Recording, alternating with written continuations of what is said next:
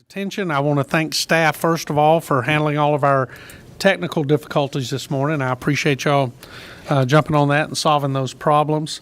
I want to thank Allison Bailey for her work in reaching out to everyone and getting those who committed to coming the reminder, and even those who committed to coming who have now decommitted a reminder.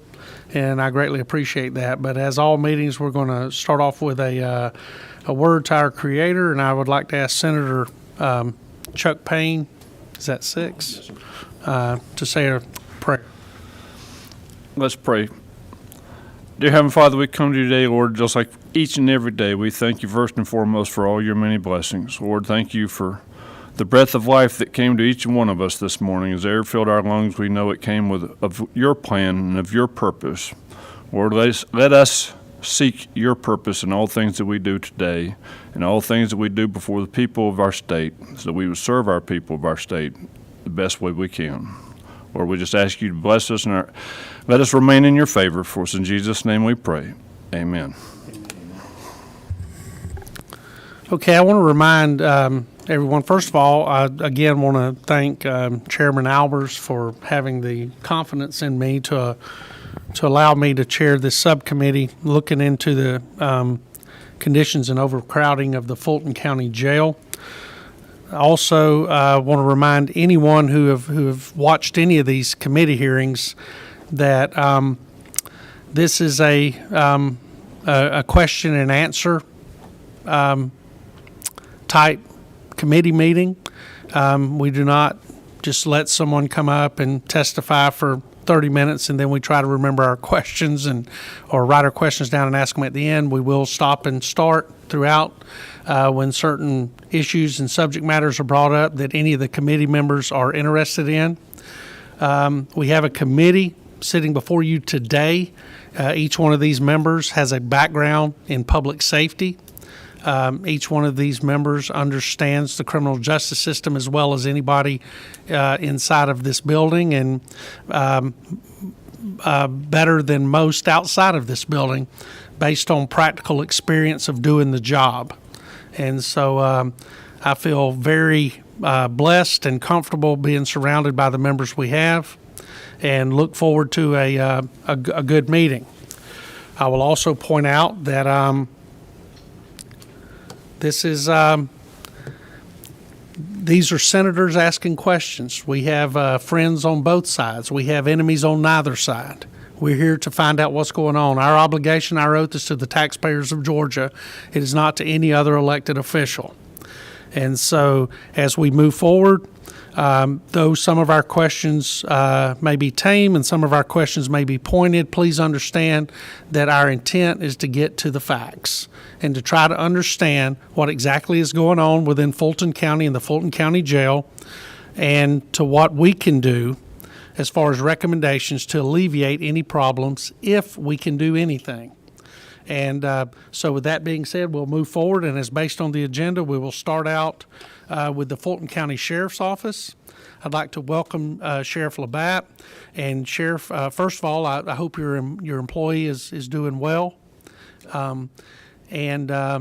If you'll let us know the condition of that employee, of what you can, and then after that, if you will tell us any updates based on our past hearings that you could share with us, the good, the bad, and the ugly, we would greatly appreciate it. Outstanding. First of all, thank you. Thank you for certainly the concern, the prayers that go along with that. On yesterday, we did have a cadet deputy that actually had a stroke. It was the first day of class, and for basic mandate, he fell ill.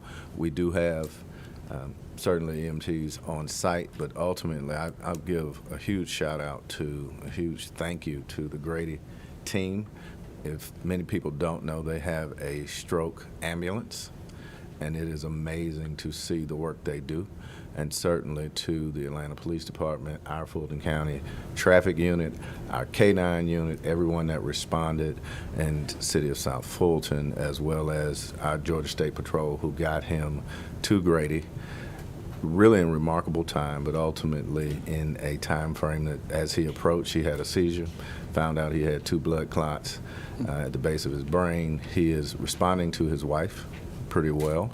So that's a good sign. And as of this morning, they intubated him, so they should be taking that out as well. And it is a testament to all those that take high blood pressure medicine to make sure you do what the doctors tell you to do, because anything else in that space can be deadly. So as we were talking, Senator 58 years young, gets closer and closer every day. So to that extent, there's an incredible scene yesterday, but certainly one that deserves the praises of those that stepped in to help, in my opinion, save his life. So thank you for asking, thank you for the prayers, and we will continue to, as an agency, really respond. Hopefully he will respond accordingly and make it back to service. So thank you again. Thank you, Sheriff, and please let he and his wife know that his family's in our prayers. I started high blood pressure medication about 3 months ago, which shocked many of my friends and family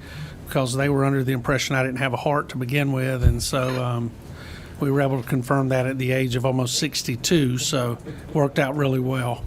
Well, Senator, I will tell you, the last couple of times we spoke, you were in the gym. Yes, sir. And so, to that extent, you're setting a good example. So we appreciate I am. that. If I die, I want to die in the gym where they could at least say I was trying. So it'll work out well. With that, Sheriff, if when we first met, we talked about the jail population. We talked about the problems we were having in moving cases from the jail into the courts and on to prison or back home. Can you let us know, make us aware of any changes in that area? So I think, first of all, this has been very helpful, I think, to our overall community, including our state prison system as we go through these processes. If you recall, we had an all-time high when I took office, 1,218 days ago, but nobody's counting. To that extent, we had 3,700 individuals that were incarcerated or in our care and custody, and today our population this morning is 2,633. Sheriff, can you elaborate on what in our care and custody means? So essentially, we have several different facilities we run, from Grady Hospital to the South Annex to the main jail, which is at 901 Rice Street, and so the population is spread out. And so, too, again, we have individuals, because of our agreements with Cobb County, Oconee County, Forsyth County, and the like, including the Atlanta City Detention Center. We have multiple people across the spectrum in the state. If you recall, I wrote all the 159 sheriffs. I'm sure you already know that, given the county size in Georgia, and I wrote all 158 and asked them, if you have one bed, 1,000 beds, whatever that looks like, we need to beg, borrow, and pay for some of that outsourcing. And so to that extent, the multiple outsourcing has allowed us to do several things, one of which is, again, we started out at a high of, at the peak of COVID, 3,700 individuals. Today's population is 2,633. Now, at 901 Rice Street, that is 1,731 individuals as of this morning. But ultimately, because of the processes we put in place, partnering with our DA, partnering with our solicitor, the public defender's office, as well as different diversionary programs, we have been able to release almost 600 individuals, nonviolent individuals, and or get them consent bonds accordingly, working with the judges as well. And so to that extent, that created a drop in our population. As such, of the 3,700 individuals, we had 600 people sleeping on the floor, which, as we noted on several different occasions, creates a disruptive environment, be it the doors not locking, be it damage to the facility itself. And so as of today, nobody is sleeping on the floor because of our partnerships with our justice partners as well as outsourcing. Okay, and to go back, if they're not sleeping on the floor, are they sleeping on boats? No boats. No boats. So there are a limited number, 5 to 10 people that the medical unit has said they cannot ambulate and go up, and that's in our medical unit, that are still on boats. But we have worked with Department of Justice and several other entities within the county to order medical beds when necessary. And so that has been an opportunity for us to really treat people a little more humanely. So anyone that's on a boat is on a boat for medical purposes, Correct. not because of lack of bed space Correct. right now. Correct. Okay, thank you. So along with that, we have, and I'm sure our county manager will elaborate, we developed a jail blitz project, and that project in and of itself focuses on taking downed units and units that have the most disrepair and putting them in a phased project which would allow us to complete or repair the toilets, the sinks, et cetera. And so again, we're focused forward on what that looks like. Right now we're at roughly 38%, and I'm sure our county manager will give you the specifics on what we've been able to repair. One thing that we did as a sheriff's office is we took all our commanders and we went from top to bottom in the facility itself, and ultimately we found, if you recall, 1,000 doors that weren't working, 500 to 600 toilets and sink combinations that weren't working. And so this jail blitz project has allowed us to really focus on repairing those items, et cetera. And so again, we are focused on reporting that information because we have a third party that is responsible for repairing and maintaining the fitness of the building. So that piece doesn't fall under the scope of the sheriff's office, other than the reporting of the functions of reporting the facility itself. Who's the third party responsible for that? So there's a multi-pronged approach. So DREAM, the Department of Asset Real Estate Management, actually is the conduit for us, and our third party vendor itself is Johnson Controls. And Johnson Controls, do they have a contract with Fulton County? They have a contract with Fulton County, correct. Okay, and that is done via RFP? That is done via RFP, and that is something certainly our county manager can speak to. We don't participate in that RFP process in terms of, from my understanding, there are several other county buildings they may provide services to, and so to that extent, we are their largest customer. Thank you, Sheriff. Yes, what mic number? Item number 8. Yes, sir. Thank you, Mr. Chairman. Sheriff, thank you for the update. And before we go any further, I say this at almost every committee meeting. There is a drop of 1,067 people out of your jail now. And we've got some friends here from the media that are both sitting down and taking notes, and some that are on camera. We have to report the good news too, folks. This is a significant reduction of the amount of folks that are currently going through the system and in the jail. And we can't just write and put stuff on the news when there's a problem and not report when there's good progress being made.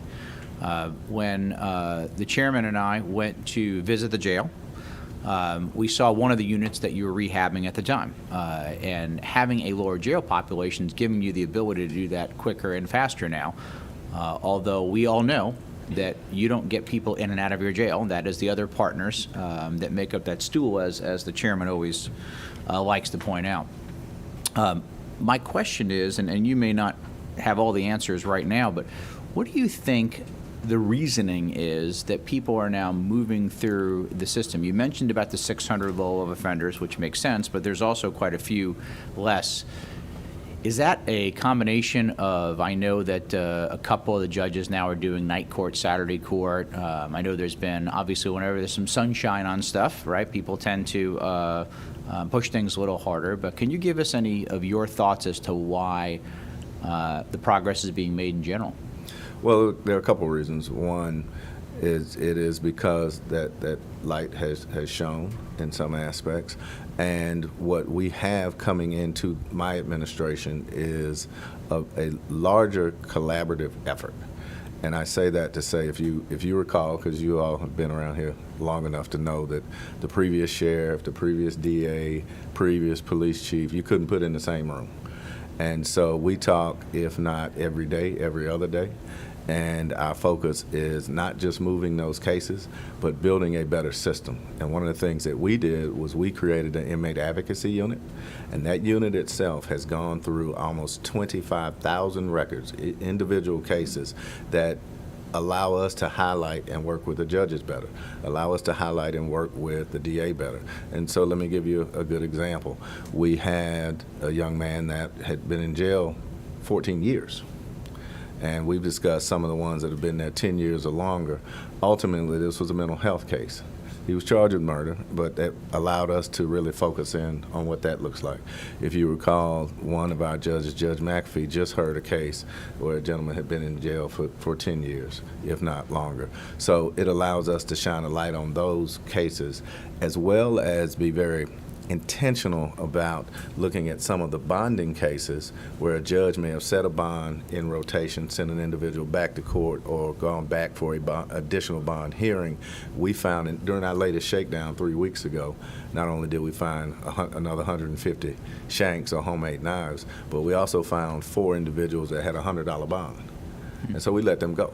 Right? It's nonviolent. They had been there. They'd gone through the bonding reduction process. And so that's allowed us, that inmate advocacy unit has allowed us to not just shine a light, but do a better job of partnering with everyone to include our state system. So as of today, this morning, we transported another 23 individuals back to the state itself. And so we've been intentional about what that looks like, to include, and I'm not throwing anybody under the bus, but there were some judges that would have an individual come, a court order production, meaning would have them come back from state prison and sit for months.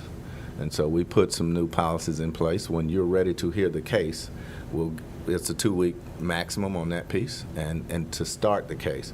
Other than that, we are sending people back to prison. So it's a multi-pronged approach, and a lot driven by the inquiries and the light shown. So I certainly appreciate it.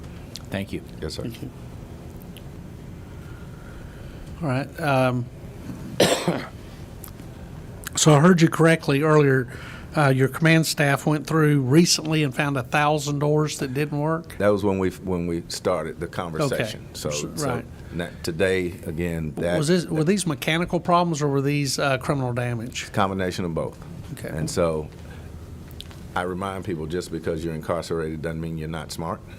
And so prior to taking office, the county had done a $4 or $5 million lock renovation. And I also remind people, if you want to see if your product works, bring it to the Fulton County Jail. We'll show you how to break it.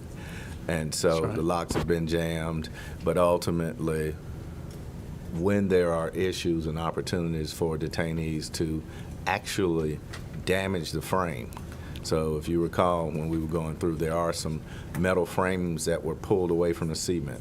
And then you have to bring in a whole different maintenance crew to be able to repair those, have some sedentary time to make sure it sets. And so there's some pretty ingenious ways that they've continued to destroy the building, but ultimately we've shown this light on there and been very intentional about repairing a lot of these. Any criminal charges based on any of the damage? So absolutely, the criminal charges are placed mainly on people that have attacked other individuals. Here's the concern. I'm talking about on the damage to government property. So if we find someone that we can prove, for instance, videotape or Right. otherwise, body camera or otherwise, we can prove the actual case, make the case, probable cause, et cetera. The problem we have is twofold. One, if I'm charged with murder or aggravated assault, criminal damage to property case is not going to bother me a whole lot. If I'm getting ready to get out and or my case is about to be adjudicated, do I leave that person in jail because they damaged a door at $105 a day per Right. person? What does that look like? And so it's a two-pronged approach.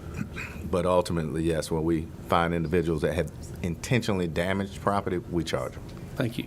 And now that moves us into the meat of what we want to talk about today is how large is your budget when it comes to the county jail? So the approved budget, as it is now, is $146 million. I'm sure our county manager and our CFO, who do a fantastic job, will give you some specifics or a peek behind the curtain. But ultimately, I went to our Board of Commissioners. Real quick, Sheriff. ahead. You say Go ahead. approved budget, you're talking about that's the budget you're given, but there are opportunities for you to exceed that budget if necessary? I wouldn't say if necessary. There are some opportunities for us to ask for some funding. Okay, so amended. Amended budget, Right. depending on the mood the Board of Commissioners is in. Right. All right, and so there in the past where we have paid individuals double time to go work in the jail, which has proven to be very helpful, then we went to the Board of Commissioners, we got the additional funding. That funding has since been taken away. Okay. in this budget process. The 146 million, is that divided in between personnel and operations? So the large percent, $91 million of that is personnel. And as we have the operational budget, which includes medical, food, et cetera, right at 54 million. And I'm sure our CFO will give you some more information. Is any behind it. portion of that 146 million that's in your budget dedicated to maintenance of the Fulton County Jail? So, as I understand it, $16.5 million at one point, closer to 12 or 13 million as we found it was dedicated to this jail blitz project. And it previously lived in a non-agency account, which was then moved over to the sheriff's office. Please educate me on what a non-agency account is. Well, I'm going to defer to our county Okay. CFO, if we can, because there was, when I took office, there was also the medical contract, which lived in the non-agency account, meaning our budget was right at $125 million when we first started. These monies were moved from a non-agency account to the sheriff's office, and gives you the impression that our budget was increased. In fact, after you do the new math, our budget this year was decreased by 3%. And so, again, you can make numbers say what you want to say, but ultimately there are a lot of opportunities for us to get this right. And so I hearken back to my second year in office when I presented a budget which was $211 million specifically for the sheriff's office. That was not approved. And so ultimately, and I know you know this, Senator, with respect to the budget presentation, oftentimes we are in the conversation. It's approved by a county manager what moves forward in many instances, and then even to that point, the Board of Commissioners then take an opportunity to further massage the budget in which they see fit. And so let me be a little more specific. I just to be clear what you're saying, and we deal with the same thing here under this Gold Dome. You submit your budget, but the county manager also submits the county management budget, which would include your budget in there. And then the county commissioners individually review the budget. And based on testimony from each department head, based on testimony from the county manager, they determine what the budget is going to be. Is that correct? So in theory, on the front end, there's a flaw in that perspective. Okay. From that perspective. In theory, it should work that way. What ends up happening is we have budget conversations. And so there's a budget tool that we're told by X dates you need to have it in. I got it. I'm sensitive to that piece. And then there's some determination, and certainly our county manager can speak a little more clearly to that piece. This is what we're going to present. And so, and they have a hefty responsibility. I'm sensitive to that. But, and again, let me give you a little, shine a little more light on it, right, to steal Senator Albert's term. Last year when the approved double time for the jail was created, there was originally $6 million or so that was to fund that. This year our county manager approved $4 million for the same project and overtime for the sheriff's office. On budget day, a commissioner makes a proposal, cuts that in half. And that in and of itself, and this is my opinion, in and of itself is so that, because we're going to burn through that in the first quarter. So you know what we spent, you know what we need, but you want us to have to come back to you as a sheriff's office to get further funds to continue to function. So that is short-sighted from my perspective. And so we've been very transparent about what we need. And again, to give you, and this will hit home with you, to give you a little more clarity, our budget requisition for our uniforms has been $600 for the last decade.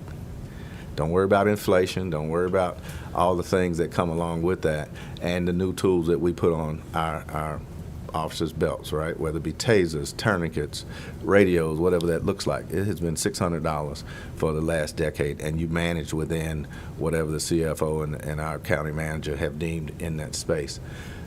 up and to the point now that there are many. I know you all praised my good friend Craig Owens, Sheriff Owens in Cobb County. Well, he just went into a $10 or $13 million contract with Axon to improve body cameras, tasers, etc. Well, we're out looking for grant funding for all of these things, and they're simply just funded properly, and they're spending the kind of money on that. So when I say we need tasers, right? They're and again, I know your history with the sheriff's office. I've been tased a lot, yes, sir. So in that vein, we are currently using Taser 7s. They're moving to Taser 10s, and they're really going away with the actual Taser 7s and the parts that come along with it. Well, that's a $4 or $5 million ask, and so it's a $4 or $5 million chess move as to how we obtain that.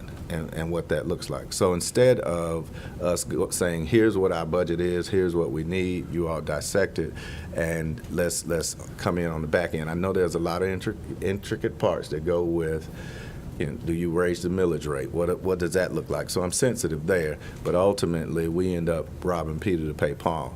Great example is we did partner with Senator Ossoff's office, and we got $300,000 for body cameras. And so as I took office, only 60% of our individuals had body cameras. You got how much? We got $300,000 For body cameras. And so 60% of our staff, our sworn staff, had body cameras. Now 100% do. And so it's just an opportunity for us to continue to go after. Was this a one-time grant? It's a one-time grant. Okay, so what does the software and technology cost on an annual basis to download all of these body cameras? So it is, if it's done properly. If it's done the right way. Right. If it's done properly, you're still talking about millions of dollars, in as much as the body cameras have now been bought by Axon. And so Axon, the Taser, and now the new drone system are owned by one company, and they are major players in the public safety arena. And so they also have. And the point on that, and I don't want to go down too far off the jail budget, is a $300,000 investment sounds really good. Mm-hmm. It's like going and buying a $300,000 house and forgetting that you have to pay property taxes every year. So that's my concern. $300,000 sounds really good to go out and buy a bunch of technology, but to use these right, they automatically download, go up into the cloud, maintained in a file, and there's an annual maintenance fee to carry out all of that. Correct. And that goes well beyond $300,000 very quickly. Correct. And so I just wanted to be clear on that. And all of this equipment is used in the jail? All of it's used in the jail and the entire sheriff's office. Right. So let's focus on the jail budget if we can. In your current budget in the jail, you said is 146? Correct. Okay. And of the 146, 91 is personnel and 54 is medical and food. And then So it leaves us really about $3 million to operate when all is said and done.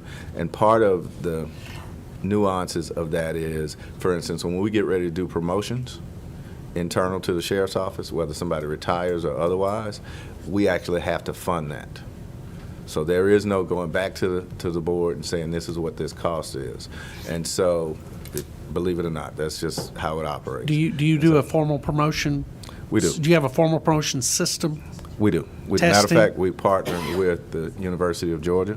Okay, Dr. Foster, the program Dr. Foster built there? And so our lieutenants and sergeants go through that process. In and of itself, we have to pay for that. You have to so- pay for all the assessors, you have to pay for the testing, development, and the program? Correct. Okay. And so anything personnel-wise, if we get ready to do a bonus or in terms of hiring bonus, at one point we were at $10,500, we had to pay for that and out of our existing budget.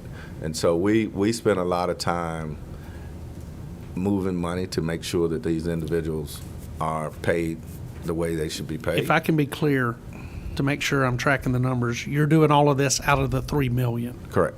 Okay. And again, there are, I still a line from my CFO, right? If you find it in your budget, you can spend it. And that's ultimately what we do. And so another opportunity for us, and this is where we work with Mr. Davison on our county manager's team really well, and that is, again, what ends up happening is the politics gets in the way. And so the Board of Commissioners decide they want to do an audit of the entire county fleet. And in the midst of that, the county manager and his team are trying to keep pace with that.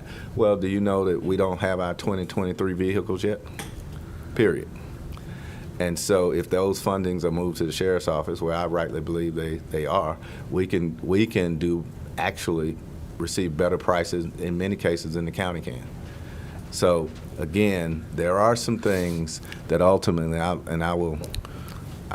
So leave to you question with this. that, to question that argument, if they move the fleet that is your fleet to the sheriff's office, do they also move the cost of maintenance to the sheriff's office too for those vehicles, or do they still bear that cost? Of course not. We have to pay for that.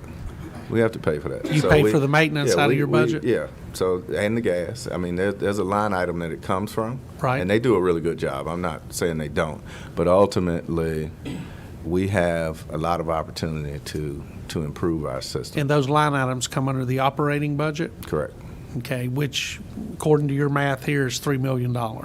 It is woefully, there's a lot of opportunity there for us to get to increase our operational functionality. Okay, what opportunities do you use to garner funds outside of the budget? Are there grants do you have a grant writer within the sheriff's office? Matter of fact, we do have a grant writer. Again, in part of that budget conversation, there is a grant tool that the county does not have that it ends up costing, going back to technology, it ends up costing $60,000 or $70,000, which has helped us garner grants. And one grant in particular was the governor's highway and safety grant, which paid the salaries of 3 deputies, paid for vehicles for 3 for the sheriff's office.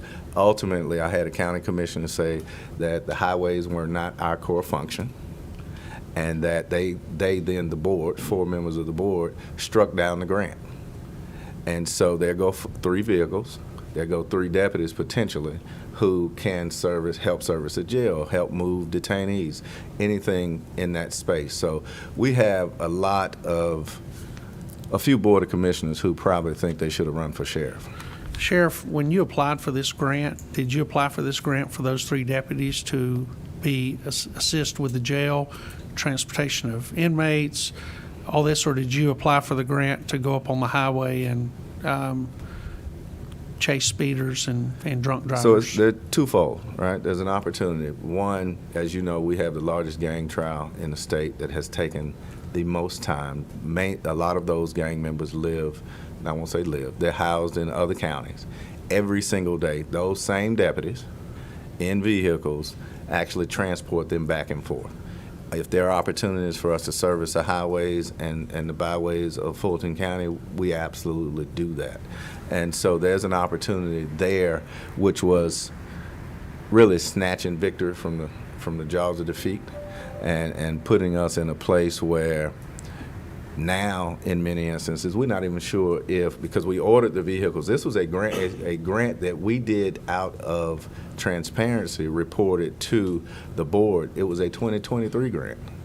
And so ultimately, not only are they protecting and serving and working in the jail facility and the like, transporting detainees every morning. All you got to do is hang around Northside Drive every morning. If you hadn't seen us transport hundreds of detainees back and forth, they also participate in that.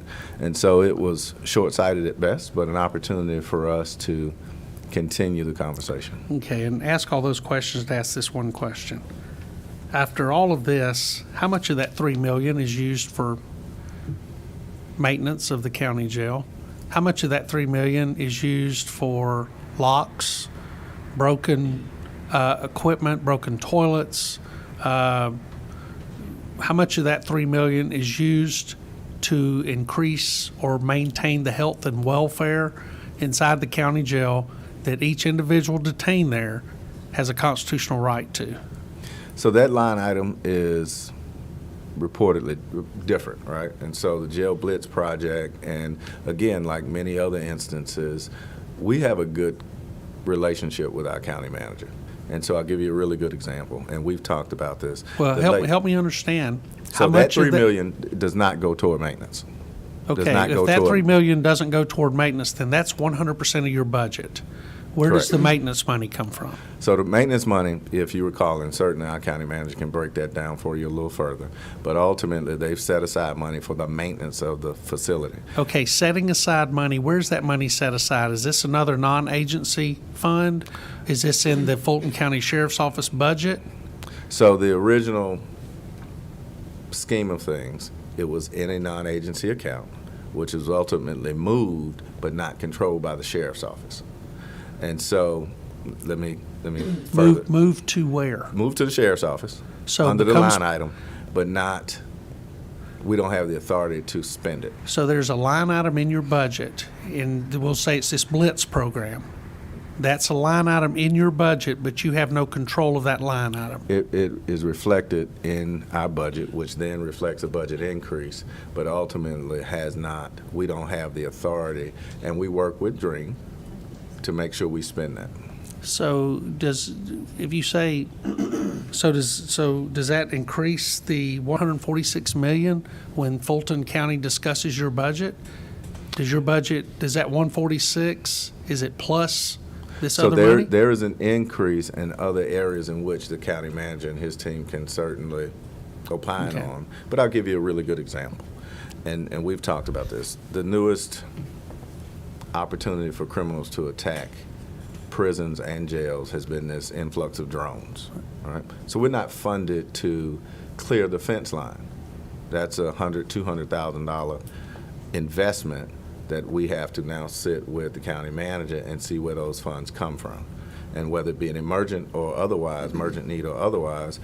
This continued attack on the sheriff's office has proven that contraband is continuing to get in. And it is not the jail team. It is constant drone attacks. It is constant. At any point, you'll find 4 to 8 drones flying around the Fulton County Jail, which brings up another conversation we'll have, but that's not budget related. So ultimately, if we get this D-drone system, that's another $300,000 or $400,000 a year annually that help protect the system. But this new technology continues to come, and we're not budgeted for it. Number 8? Correct. Thank you, Mr. Chairman. Sheriff, we've done quite a bit of research when it comes to both drones and cell phones, and oftentimes our partners at the federal level like to say that something's wrong. Yet, is it not true that federal prisons block both cell phones and drones, but the same federal government will not allow us to do the same for a county jail or a state prison? It is absolutely true, and it is absolutely bewildering that the technology is there for us to create a safer environment, and we're not allowed to use it.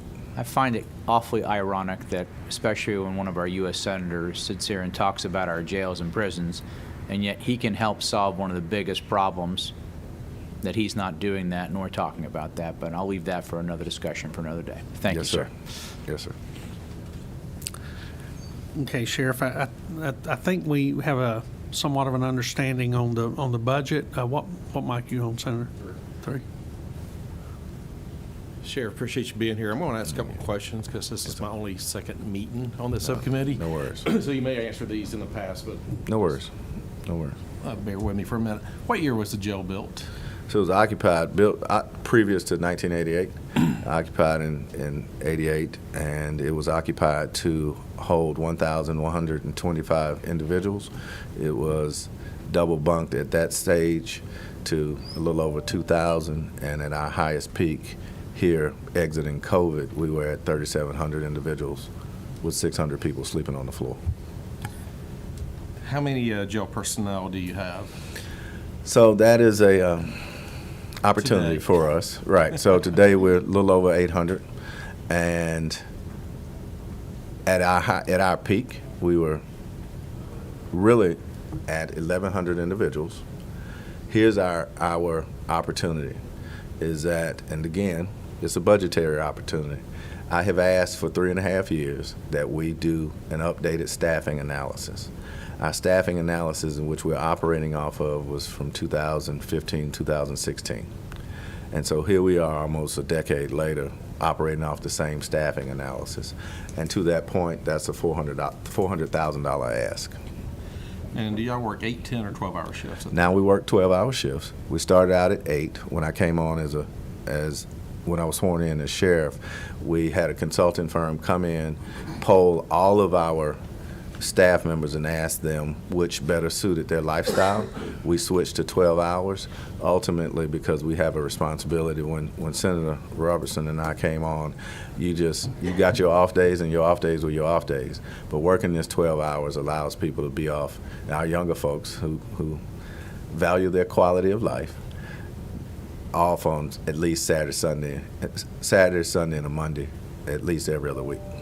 Got a few questions here. If no one's sick or on vacation, how many people should be on shift? How many should be on shift, or how many? In a So that's a perfect loaded world, question. That's a loaded question. So if we could have as many as 50 to 60 people on shift, that'd be a great day. We have never had that. In fact, and working with our county manager and his team, I will certainly give a lot of credit there. One of the things that we did, because we have 17 different towers at Rice Street alone, is we worked with a third-party company to staff the towers. So a private company to come in, train them, and staff the towers. That has proven to be very helpful, because again, having 17 different towers, in a perfect world, we would have a deputy or an officer in the tower and as many as 2 people on each floor. There are a total of 78 zones in the facility, and so we are nowhere near the numbers we need to have. I think you was kind of getting to my next question by saying you need a study on this, but what would be the optimal number you think you would need to staff If we were properly? My opinion, we need as many as 700 people assigned to the jail itself. And throughout the sheriff's office, we are somewhere around 1,250 to 1,300 individuals. Ultimately, and again, here's a budgetary opportunity. And we worked really well with the Board of Commissioners when we came in. And again, Senator, if I may take a step back, one of the things that we did do with the county manager and his team's help is we gave our sworn officers a 36% pay raise over 2.5 years, unheard of in law enforcement. And we became the envy of law enforcement for quite some time, until Sandy Springs decided they'll beat us, until Roswell decided they'll beat us in that conversation. So we have had some significant movement in terms of our salaries and our wages, but there's also an opportunity for us to continue to get better. That's all I got.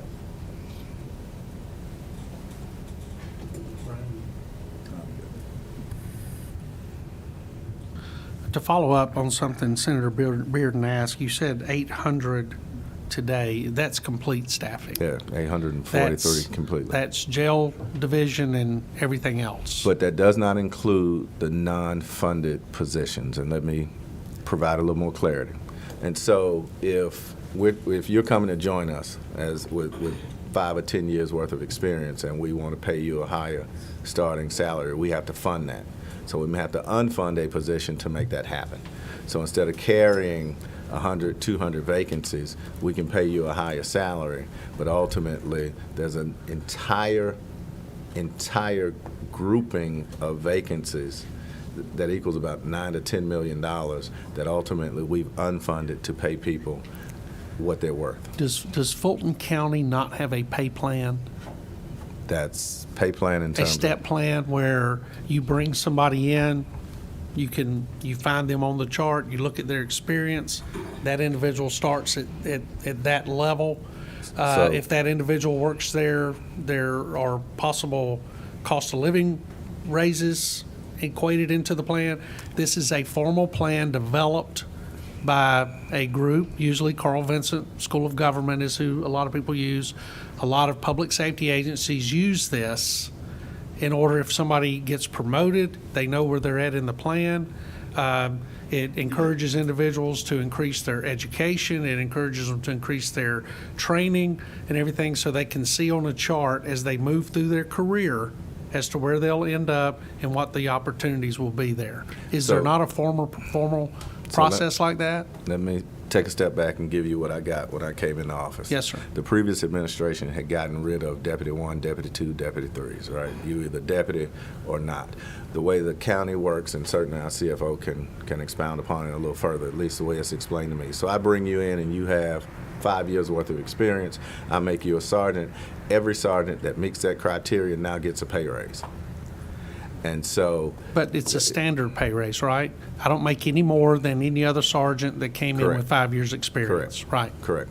And so there are systems in place that we work with the CFO's team in terms of making sure it is equitable across the board. Now, when you say CFO, I want to be I'm sorry, clear. our You're Chief Financial Officer for the county. Chief and her Financial team. Officer for Fulton County. Correct. Right, Correct.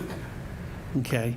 And so ultimately, if I may, Senator, Yeah. ultimately, and again, I appreciate the conversation because part of that 36% pay raise for our line team included a guesstimate, if you will, and I say guesstimate because only line staff got that an additional 20%, and you'll certainly, many of you will find this interesting. The sergeants and above didn't get the 20%. And so we went back in, asked for that money, it was turned down by the board. Ultimately, in the same vein, there's an additional, I don't know if it's cost of living, we certainly, the CFO can certainly help explain it. But I'll say for lack of understanding, cost of living that was then approved by the Board of Commissioners. However, if anybody in the sheriff's office had received a 5%, a 7%, or a 20% pay raise in the past 3 years, you were no longer eligible to get this year's incentive. So what that did is, in fact, discount what we had gotten years before. Sheriff, are you familiar with the term compression? Absolutely. Are you suffering from compression in the Fulton County Sheriff's Office? Not as much as people would believe because Madam CFO and her team, and from her HR team, has done a really good job of pushing people right up to that point of compression not existing and or finding the individuals that were affected by compression and adjusting their salary accordingly. So that as pay raises come, or does Fulton County work under a pay for performance? Or do they just, every year the budget comes out, there may be a 3% increase or something of that nature? Is there pay for performance? Yeah, I'm still trying to figure that one out. When- There's an opportunity When for individuals are evaluated, you evaluate your employees Correct. annually? Correct. Okay. So when an annual evaluation is given, does a supervisor have the ability to recommend an individual for a pay raise, if a pay raise is given? And does a supervisor have the ability to recommend that an individual not receive a pay raise if a pay raise is offered by the county? So most of our pay raises have come in the form of COLAs, right? Cost of living, and or retention bonuses. And so that's where we have focused. So if we have an outstanding employee that we want to keep, right, many of which, and you know how transient this law enforcement profession is, we will recommend that person for a retention bonus and then ultimately base that on the good work he or she has done. Most of the time in the sheriff's office, if someone's failed to do their job, they are exited from the sheriff's office, and so we don't have that issue. Would you agree that a bonus is not a pay raise? I agree. Okay. I Just agree. want to be clear. Absolutely agree. All right. Not seeing any questions. I want to move on to something that I think is going to be coming up here. You have a commissary We do. at the Fulton County Jail, We do. and the detainees there have the opportunity to purchase items from there. Correct. Hygiene items, Correct. food, Food, snacks. hygiene items, anything that additional time for cards, pay time. I mean, it's connected to the video visitation and the like. Does this, is this operated by a third party? It is. So our Okay. commissary is, our phones are, so all of it's third party. Okay. Is there revenue generated It by is. this? It is. And you, as the sheriff of Fulton County, control that revenue? No, Okay. Who controls that the revenue? county does at this Okay. point. Okay. So originally, it's called the Inmate Welfare Fund. Originally, we did. And ultimately, the board voted to remove those monies and put them under Madam CFO or the county. Do you know if those funds went to the general fund of Fulton County, or did they go into a fund to be used for the Fulton County Sheriff's Office? Yeah, they went into a fund to be used for the Fulton County Sheriff's Office inmates. Right. Right.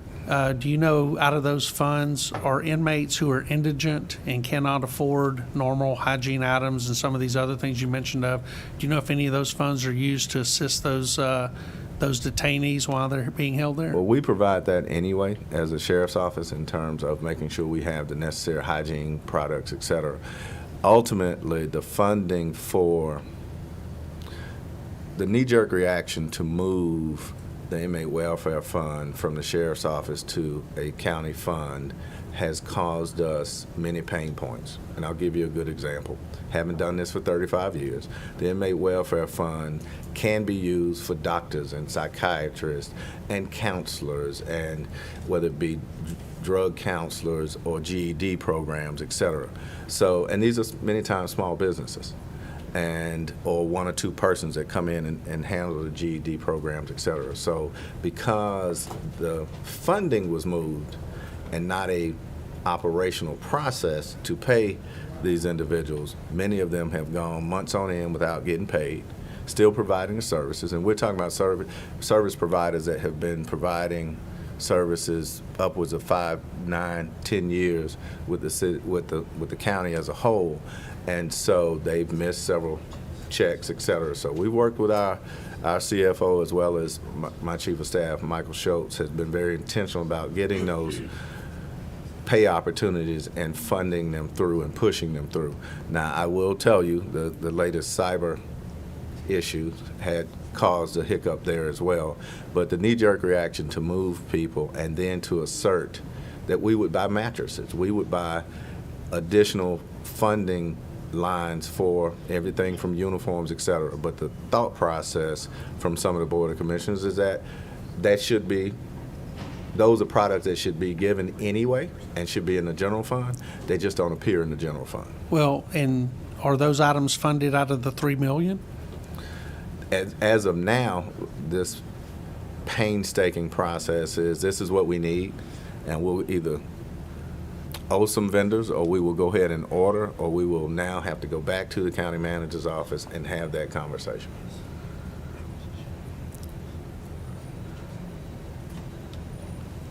I guess I hear a whole lot of going back, asking for more money. The county, the budget process I'm familiar with is a one-time thing, and you can ask for budget adjustments. Mm-hmm. If there are catastrophic issues that happen, a piece of equipment that may go out, you go and make that presentation to the county commission or city council, and they pull that money from the general fund and repair something within the jail, because I think we agree that the jail belongs to the county. It does not belong to the sheriff. So, but I guess what I'm hearing is that your personnel costs, your food and medical costs leave you $3 million to do everything else. Correct. And so where do you find extra money to use on other things that you need in the jail? And that's a really great point. And let me bifurcate this, if I may.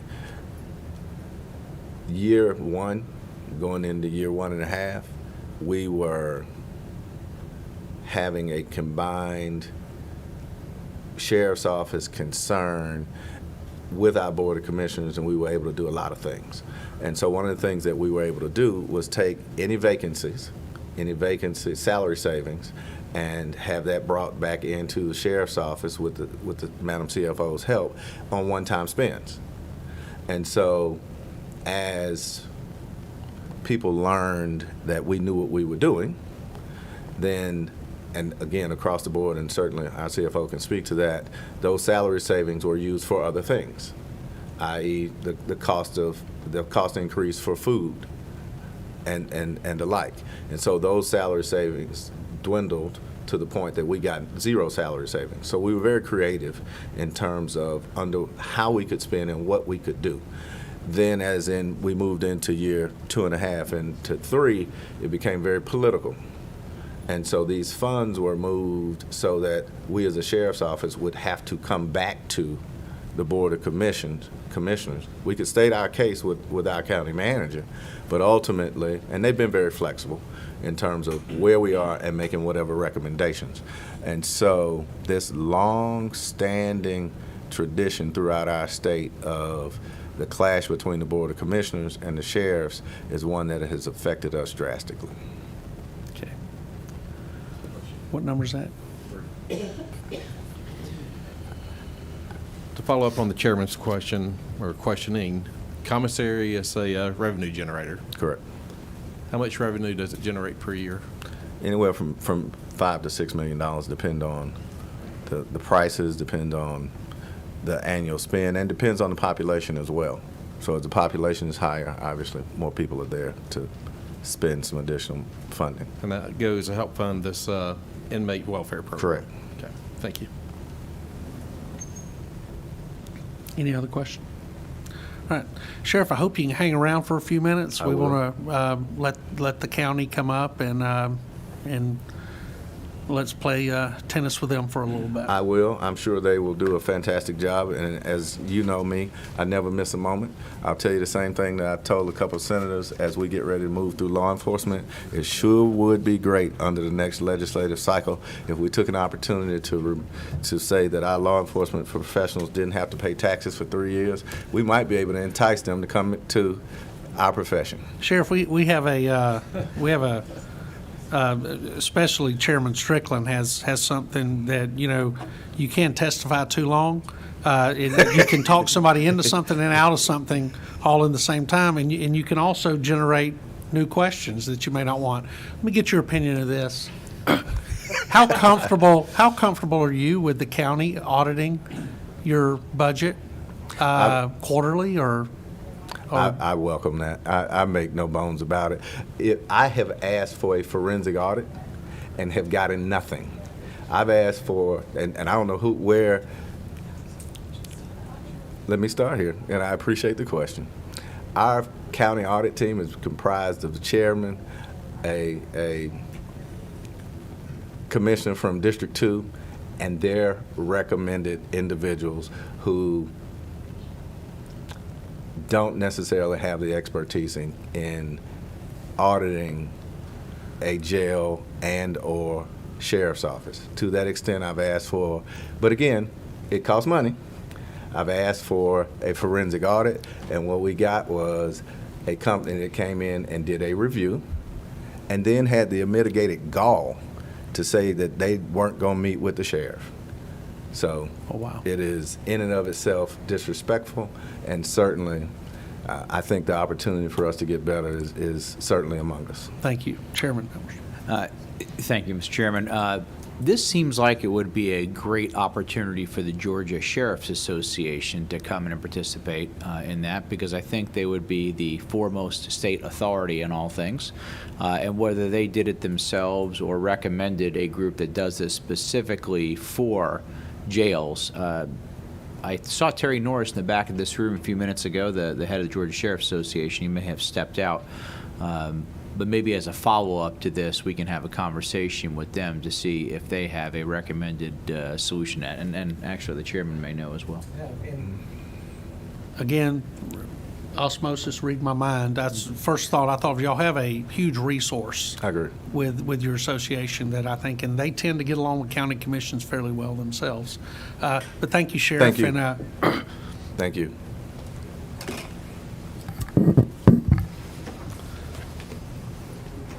we'd like to welcome up Fulton County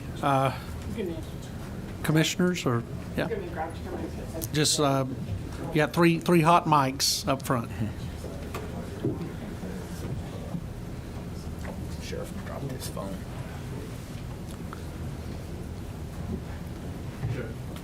Oh, there he is. Yeah, I need that. Appreciate it. Thank you. Appreciate it. You want to talk to Terry? I'll get him afterwards, okay? I see Chairman Pitts Yep. back there.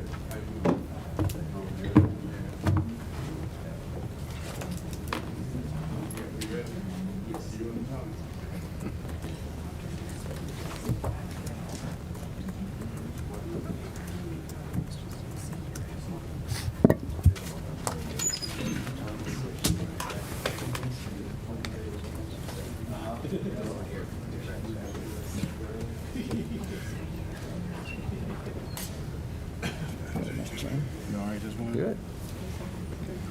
Morning, Mr. Chairman.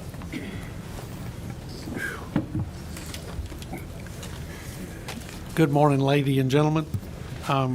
If you will start out by introducing yourself, I'd greatly appreciate it. Some of you we know very well, but I just want to make sure all the thousands of people watching from home know who you are also. Okay.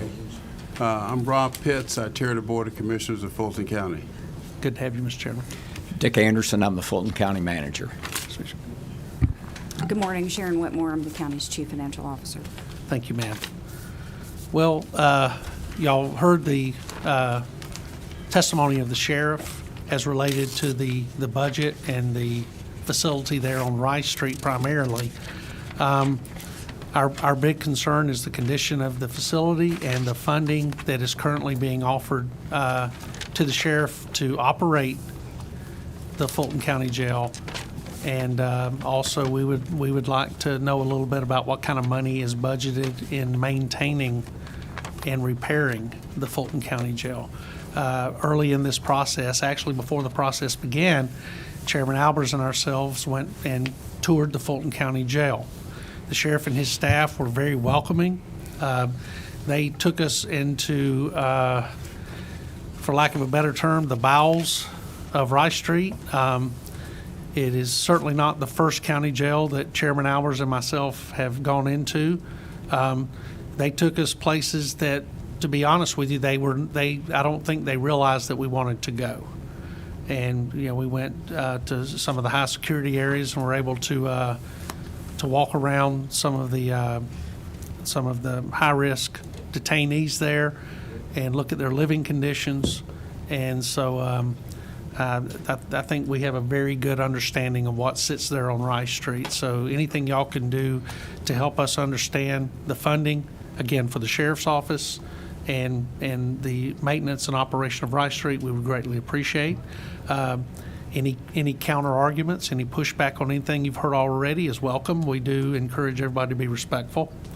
But the floor is yours, Mr. Chairman. Okay, so Chairman, members of the committee, again, I'm Rob Pitts. I chair the Board of Commissioners of Fulton County, and I did not hear what the sheriff had to say, but just kind of opening remarks. We as a board, we're policymakers.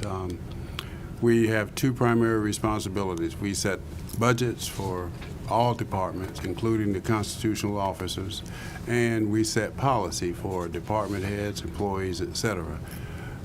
In most cases, we have some oversight with respect to the financing, meaning that once we appropriate money, we are able to review how department heads, departments spend the money that we've appropriated.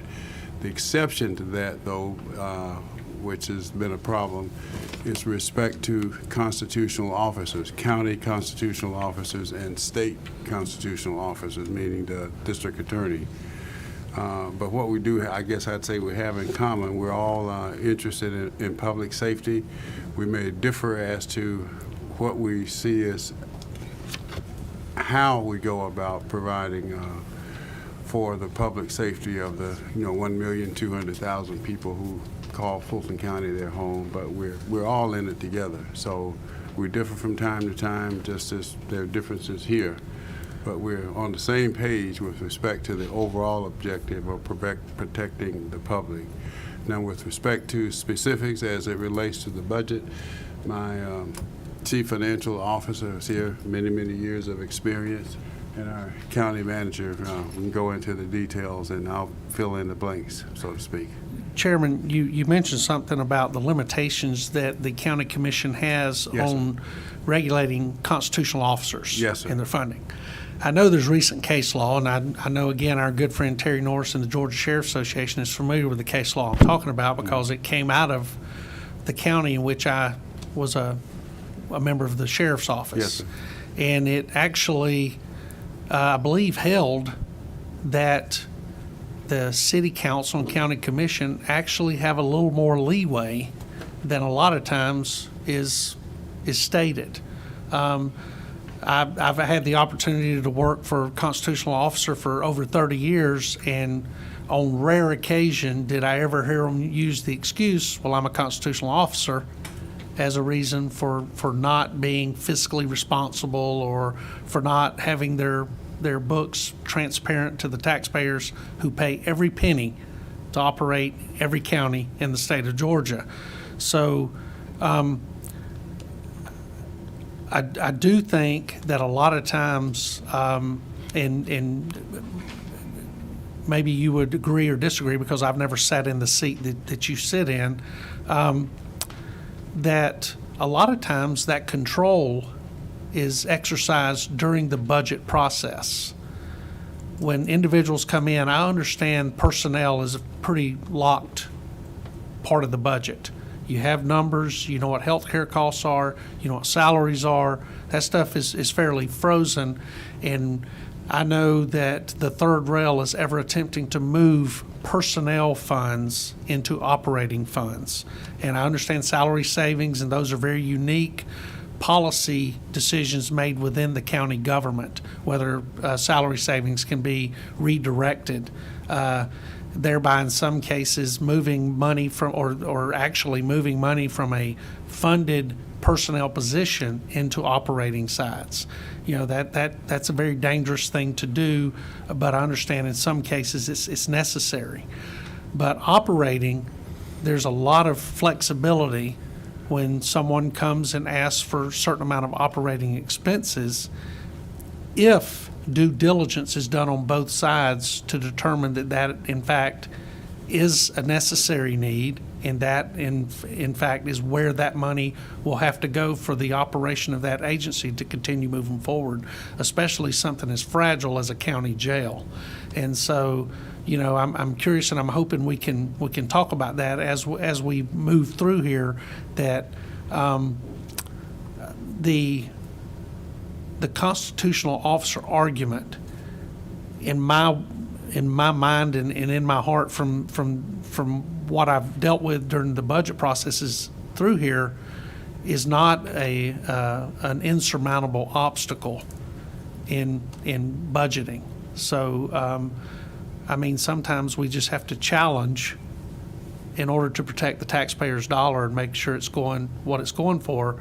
And, you know, an attorney who I have a tremendous amount of respect for sits on this committee, and I think that he would agree that the constitutional rights of those individuals sitting inside that jail awaiting due process far outweighs political chess in any budget process, whether that chess is being played on the county side or the sheriff's side. So I just wanted to be clear with that, and I look forward to hearing from the expert. Well, may I respond? Yes, sir, absolutely. So, not respond, but I am thrilled with what you just said, in that you're saying that when those who hide behind this constitutional officer argument, which I totally reject, I'm glad. I'm not familiar with the code section that you cited, but our county attorney is here, and she may want to address that at some point, but I happen to agree with you. We, as elected officials, once we appropriate money, we have a fiduciary responsibility to know what happens to that money that we appropriate to these so-called constitutional officers, and they hide behind that. And if you said rarely have you heard that used, well, all you got to do is come to a Fulton County Board of Commissioners meeting, you'll hear it anytime one of our constitutional officers is before us. Now, I totally reject that.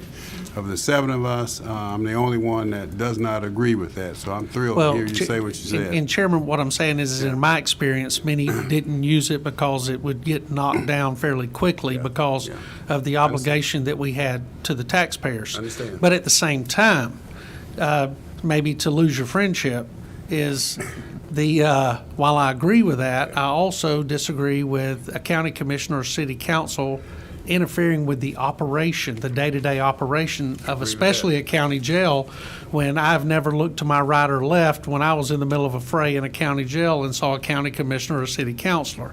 I usually saw a sheriff, a deputy sheriff, a correctional officer, somebody else, and anytime a county commissioner or a city manager wanted to come in and tell me how to do my job, I always invited them in to put on the jacket and go with me.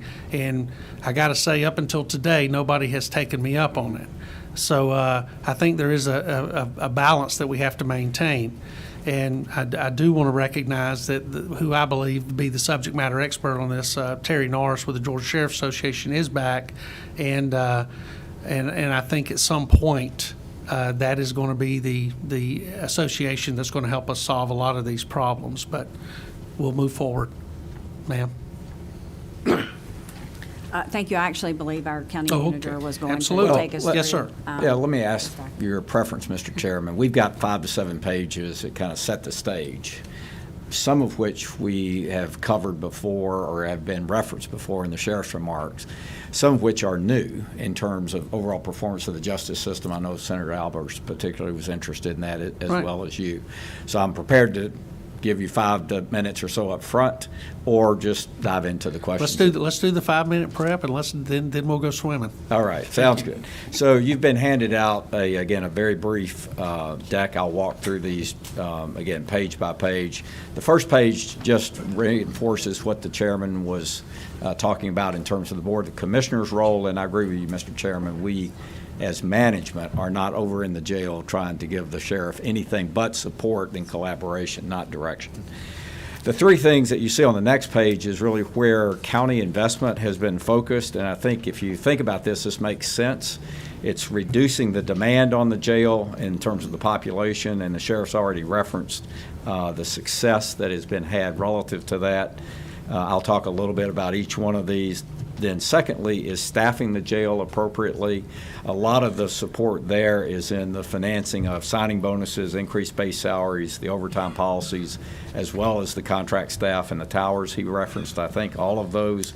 And then this third piece, Mr. Chairman, is where you were particularly interested in and will spend, I'm sure, a great deal of time in, and that is the facility maintenance, but also the plan for replacement of this facility, because I think there's broad agreement that that needs to be addressed. If you go to this next page, which says Project Orca, I think you've heard about this, but I just wanted to make sure and set the stage.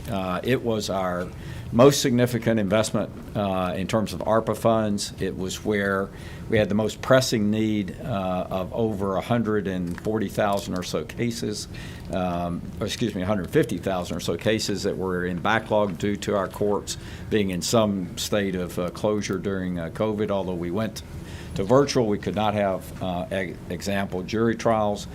So we invested $75 million initially and then $80 million ultimately, which is about 39% of all of our ARPA funding. It was focused on nothing but backlog reduction. So it did bring additional resources to the table. Some of the things that you mentioned, Mr. Chairman, about Saturday and the like court operations came out of this. But fundamentally, it was 290 or so people around the reduction of cases, and we have now essentially cleared that backlog. 134,000 cases have been disposed of. We'll continue this process through the rest of 2024. Mr. Manager, if I can inject here Yes, real sir. quick. On ORCA, wasn't it primarily focused on civil cases, cases of individuals outside of the jail in other cases, or was it a combination of all? Yes, sir. It was a combination of all the above. Okay. So it was not primarily, although it's, there are a lot of civil cases in the 140,000 cases. Right. But it did have an impact on jail population. Okay, thank you. So that being said, let me move to the next chart, which I think will help in some of the broader discussion that we'll be having about budget. So on the chart that is titled Funding for Fulton County Sheriff's Office. And Sharon Whitmore, our CFO, can help somewhat decode the words. And you were asking this question a minute ago, Mr. Chairman, about non-agency budget. These are all dollars attributed to the operation of the sheriff's office. So this includes everything from his direct budget to maintenance budgets, which do reside in our facilities department, to one-time initiatives that reside in non-agency. An example of that would be the outsourcing for detainees to various other locations, from Atlanta to Cobb, that were talked about by the sheriff. So these are representative, again, of all cost to operate the sheriff's office in Fulton County, whether they be directly in his budget or supportive of his operation. And as you can look at these, as, again, he has identified, I think correctly so, a number of needs. There's been both a concentrated effort and then fundamentally a pretty significant increase over a 5-year period. In fact, I would say, Sharon, the largest of any functional area that we have over that period has been here in terms of its increased over period. So this, as we get into this discussion, perhaps keep this in mind, because it's, as you know, during the budget process, it's easy to say, well, this item wasn't funded, and some other item that was funded, having been a manager for about 40-something years now, the one that you discuss is the one that was not funded. The one that you don't discuss is the one that was funded. And there is significant dollars that have gone to funding this operation. Going to the next chart again quickly before we start taking questions. One of the most specific responsibilities that we have as the administration is maintenance of this facility. We spend about $5.8 million annually just on routine maintenance. That is with the contract that the sheriff referenced with JCI, or Johnson Controls. They do about 1,700 work orders per month. 1,300 of the 1,700 are for repair. This effort is one that, working again in collaboration with the sheriff, was to really take each one of the zones in the jail, of which you toured and got firsthand experience seeing. And of course, the picture on the left, for those of you that haven't seen it, is representative of what it looked like. The picture on the right is after we sweep through a zone on this Blitz program. We're about, as he mentioned, about 39% of the way through that. So 4 zones have been completed. There are 13 in total. We are learning as we go. It took us about 90 days to do the first zone. It took us 30 days, 36 to do the last one. Some of it will be based on what damage is there. So some could take longer than 30, but we certainly have gotten much better in terms of speed of completion. We anticipate completing this program first part of 2025, January, February.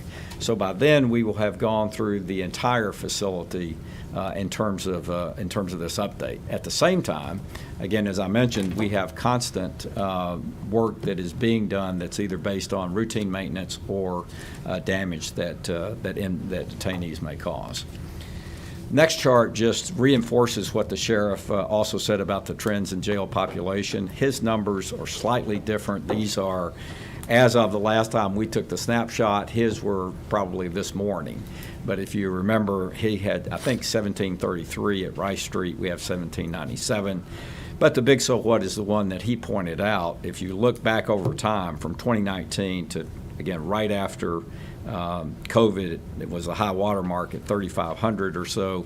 That has come down substantially, with 1,000 coming out of Rice Street most specifically.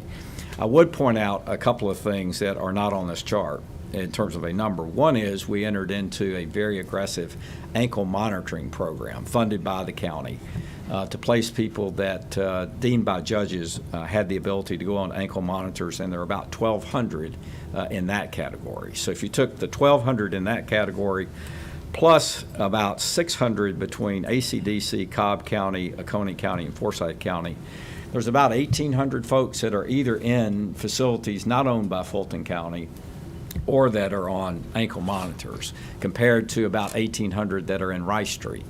So it is a delicate balance of how do you drive this jail population down from what from what it was to what it is, using all those tools. And I'll get to maybe the penultimate tool that Senator Albers, you asked me about just the other night when I saw you, and that's the performance within the court system. That's the ultimate indicator, leading indicator, and I think, Mr. Chairman, you raised this in one of the earlier hearings, of what the jail population will be, and I'll have a chart to, again, just give you most recent data on that. Given that population, we do believe that a replacement jail is needed. So if you flip to the next chart, this is a simple one-pager that's indicative of a 1.5 to 2 year effort. Mr. Alton Adams, who was our Chief Operating Officer for Public Safety and Justice, is here with us. He can speak to the effort that went into this jail feasibility study. We did get a world-class firm, I believe, engaged in a study for over a year of all of the future trends, both in terms of population, but also in terms of what modernizes that kind of incarceration and environment. You see some of those notable differences on the right that do not exist today. We can speak to that. I'm sure the sheriff could even better. But the net of all of that is it will be an expensive undertaking. $1.7 billion is the estimate. We did look at just a complete refurbishment of what we have. That was even more expensive. The good news is, though, we can build on our current site, so it allows us to not have a not in my backyard kind of issue. And while the new jail is built, and then when built, the old facility will be demolished. So that is moving along now. There is a program management RFP, which is the first step in that process that goes out this month. So the board has endorsed this approach, and now we have started the procurement, the early stages of the procurement process. It will probably be a 5-year or so undertaking. That being all said, if you'll go to this last chart, on the jail performance, and I'm sure there will be some questions about this, but this is another action that the Board of Commissioners did take, and it is meant to establish, and it was last year, a justice scorecard. This scorecard is published on our website, available to the public, but it's also discussed in each Board of Commissioner second meeting of the month. It sets what are fundamental goals that you see on the left that come from the National State Court Commission. I think that's the right name of that organization, and shows average length of stay in the jail population unindicted without other charges, because the sooner they're indicted, the quicker they move along. The clearance rate for felony criminal cases, that's just a measure of how many cases came in versus how many cleared in a month's period of time. Ideally, 100% is the target. You got 50 cases in, you cleared 50. Therefore, you're not creating the backlog that we talked about earlier. And then the last two are the the percent of felony cases. And Mr. Chairman, back to your earlier question about civil. This one obviously exclusively focused on criminal. That would be cleared in 180 days or 365 days, 90 and 98. The next two columns are, we started this reporting in May of 2023, so we set that as the baseline. I mean, this is where we started from. December of 2023, these are the numbers. We're a little bit now, due to our cyber attack, if we didn't have enough going on, still working our way through that reporting. We believe we'll be back online this month, if not the latest next month. But this is at the end of the year to give you a snapshot of where are we vis-a-vis these national benchmarks that are to the far left, and then what is the delta, meaning in December 2023, how have we progressed or regressed against where we started from May of 2023. But it's a great place to start. We probably won't have all the answers to your questions. It may be some for our justice partners to come back, but certainly we have a perspective on that. And then the last thing, which we'll I hope get to at the end after we answer your questions, is because I think this was one of the and you started actually the meeting with, Mr. Chairman, how could the state help? We have thought about this and talked with several folks about this spectrum of assistance. One is, 40% plus of the folks in the jail have some kind of mental health disorder. A lot of times we are delayed from being able to transfer to Georgia Regional due to lack of beds. The study inside Fulton County for behavioral health crisis center beds indicates that we need 3 centers. We're actually building one. We contributed the capital and the land. We'd like to get 2 more done just to meet DBHDD's expectations based on their study. A second one that we have talked selectively to a few folks about is the possibility of a sales tax to offset the cost of this jail, whether it would be a partial penny, a full penny, depending on what the appetite was for that, and then obviously the voter response. It would clearly offset the property tax payer impact if we were able to do that. If it were a full penny, it's probably 5 to 6 years worth of a full penny. Sharon can talk more about that, and then we did fractional pennies. So that's, again, an idea. A third one is the addition of Superior Court judges and staff. Again, you may argue that, well, let's get the performance up first before we add to the staffing. I think that's valid, but staffing could help the throughput of the system. Going along with that is, I think, an interesting idea, which is statewide case management standards. There are case management standards for our justice system. We've had 4 or 5 studies that identify the standards, identify current performance, do training against those, but there is not a mandate. There's not a law that enforces that judges are held accountable for. That's, again, another idea which should probably have to be statewide, we think would particularly help Fulton County. And then the last one, of course, is exploring the transfer of any available jail facilities to the county in the interim. Again, we've got a 5-year slog to get to a new facility that would be fully functional. In the interim, everything that we're doing is meant to, again, as best possible, keep the current one maintained and staffed, but certainly if there are others available, that'd be welcome. So, Mr. Chairman, with that, we're ready for, I'm sure, a huge number of questions. Oh, no, I'm sure it'll be fine. Real quick, I appreciate your recommendations, and I appreciate the report. I'm not going to touch the sales tax with a 12-foot pole. I'll leave that to you and the constituents. Where did you come up with the 3 Superior Court judges? What formula did y'all use to determine that Fulton County was lacking in 3 Superior Court judges? Yes, sir, Based on the Sorry, go ahead. based on the administrative office that actually uses a formula that testified previously in front of this committee that Fulton County barely, but did miss the mark for 1 additional Superior Court judge based on caseloads. Yes, sir. I don't think we used the formula. I think we knew that 3 was the maximum that the state generally increased, so we were asking for the upper bound of that, not based on formula. Okay.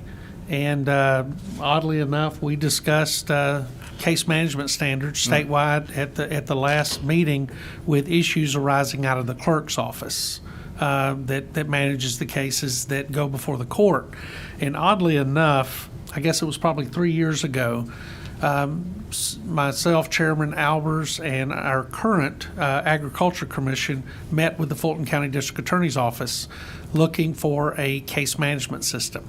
And it was a case management system that did not marry up to the other case management systems around the state. It was just specifically for Fulton County. And our pushback at that time is we needed something that would unify the systems throughout the state. I think not only for cost savings using the same product as many jurisdictions and circuits as possible, but also so that if somebody was arrested in Fulton, in DeKalb, in Clayton, in Cobb, or over in Chatham, that that we were able to communicate that and run an efficient Yes, sir. criminal justice system, I believe. So, so the last 2 I think are really good. I think the Superior Court judges, and again, Chairman Strickland is much more familiar with that process than I am, and I think that's there would be some concern about not the math used to come up with the number 3. But Chairman Albers?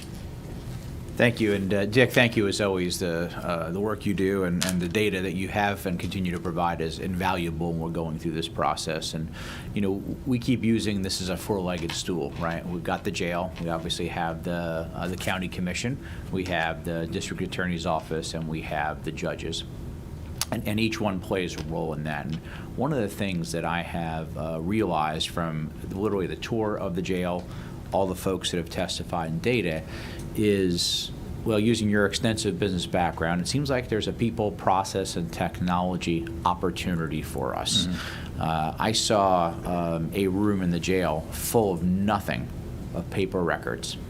And I thought, wow, welcome to the 1990s, right? I also, in having other folks here, we asked a variety of questions of how did things get moved. Chairman Robertson just mentioned, the case management system, but there are many different tools. And it seems to me that between the different groups of those four legs of that stool, the way that things are still a very manual process, et cetera, that might be exacerbating the problem we have today of getting the numbers that you're trying to target and get to those best practices. So I know that was a lot to say, but is there any other initiatives currently taking place in order to streamline the people, process, technology so we can be more efficient? Yes, sir. And Alton Adams has spent his entire career at KPMG and had looked at this extensively. So maybe, Alton, let me defer to you to talk to that, and I'll add anything to it. Number 12. Great, thank you, and pleasure to be here, Senator. When you look at research in government and the adoption of technology, they typically say that the justice system is the last place to embrace technological changes, and for a number of reasons. And it's not just Fulton County, but generally speaking, and so I do believe that amongst other things. You mentioned paper, for example. The paper that you saw at the jail, you'd see the same thing if you went to the solicitor's office. You'd see the same thing if you went to the DA's office. We do have too much paper. Now, that having been said, we've looked at a content management system across the entire county, and we've sized it, and it is actually going to be very expensive to do that. To do it the right way, right? Because it's just not just uploading data. It's cataloging it. It's making it easy to use. It's putting it in the cloud, and then it's training people to have to access it. So it is something that we ought to do. It hasn't risen to the level of urgency because we've had other urgent things that we had to deal with. But it is something that I think could very much help facilitate the movement of the system. Now, if you step back and you say, well, if you look at our justice system, it really is an information system, right? It's, from the time somebody's arrested, it's what's the information that the arresting officer has to make a decision whether they should be taken to some type of facility diversion or whether they should be given a citation or whether they, in fact, should be taken to Rice Street. And then at that point in time, they're booked in, and we look for information on that individual. We verify that individual is who they say they are. And at that point in time, we transfer them. We need information to go to the magistrate judge to decide whether they in fact should get released. And then at that point in time, the information goes to the DA or to the solicitor, and they have to use that information to in turn provide information on whether to indict, and then to the judges, and then to the clerk, and so on. So there is information, and the use of data is a very big thing. It could in fact totally transform the way we do things. Here again, we're not unique in terms of not embracing it, but I do think, to your point, Senator, sorry for the long answer, I do think there's an opportunity for us to use data and information to facilitate a faster process. And Alton, I appreciate, first off, great to see you again. I understand you tried to retire. I did, and it didn't work very well. Okay. I'm serving as a senior advisor to the county manager, focused on this. I did help with the cyber event, but my primary focus, quite frankly, is figuring out how we can build a new jail here at Fulton County. And I appreciate everything you just brought up. In fact, when Sheriff Labatt was up here just a few moments ago, he referenced up in Cobb County, I got to recognize them. They won the Triple Crown, right? And I think, rather than us trying to reinvent the wheel, right? If we have an area there that's working great from the clerk and the DA's office and the judiciary and from somebody who's arrested, et cetera, what's the best form of flattery is imitation, right? Yep. And I think we need to take a good look at that and figure out, as we would in the consulting world, getting a working group together that's meeting, monthly, bi-weekly, what it's going to be to make sure we start getting that stuff going and making. I understand that's a job, but again, we don't need to create the newest one. The other thing I wanted to mention, Dick, you and I have talked about this on multiple occasions, is the Atlanta Detention Center. And we, thankfully, you all did get access to use some of the beds that are there. And I know we're using a few hundred now, I think, even though I think we have access to a few more. But it also becomes a problem if we don't have access to everything. And one of the things that we have talked about in this committee that I think is important, and I'm sure my friends at City Hall are listening to, is the Fulton County taxpayers paid for the Atlanta Detention Center. And when the city decided to get out of the jail business, well, they gave all the prisoners to Rice Street and to the Fulton County system.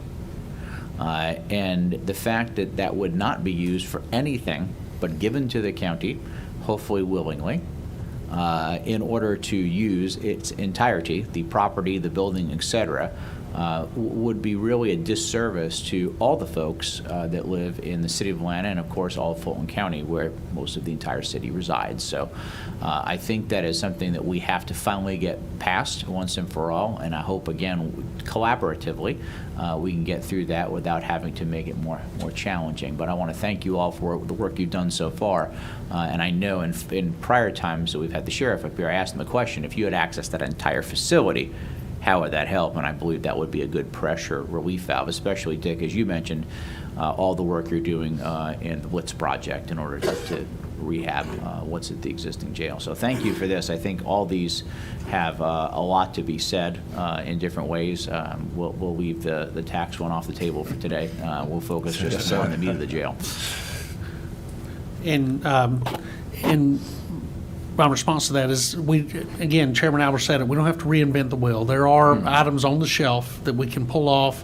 I was shocked during some of my work when I went to the state of Alabama and found advancements in case management systems and other things that we don't use here in the state of Georgia.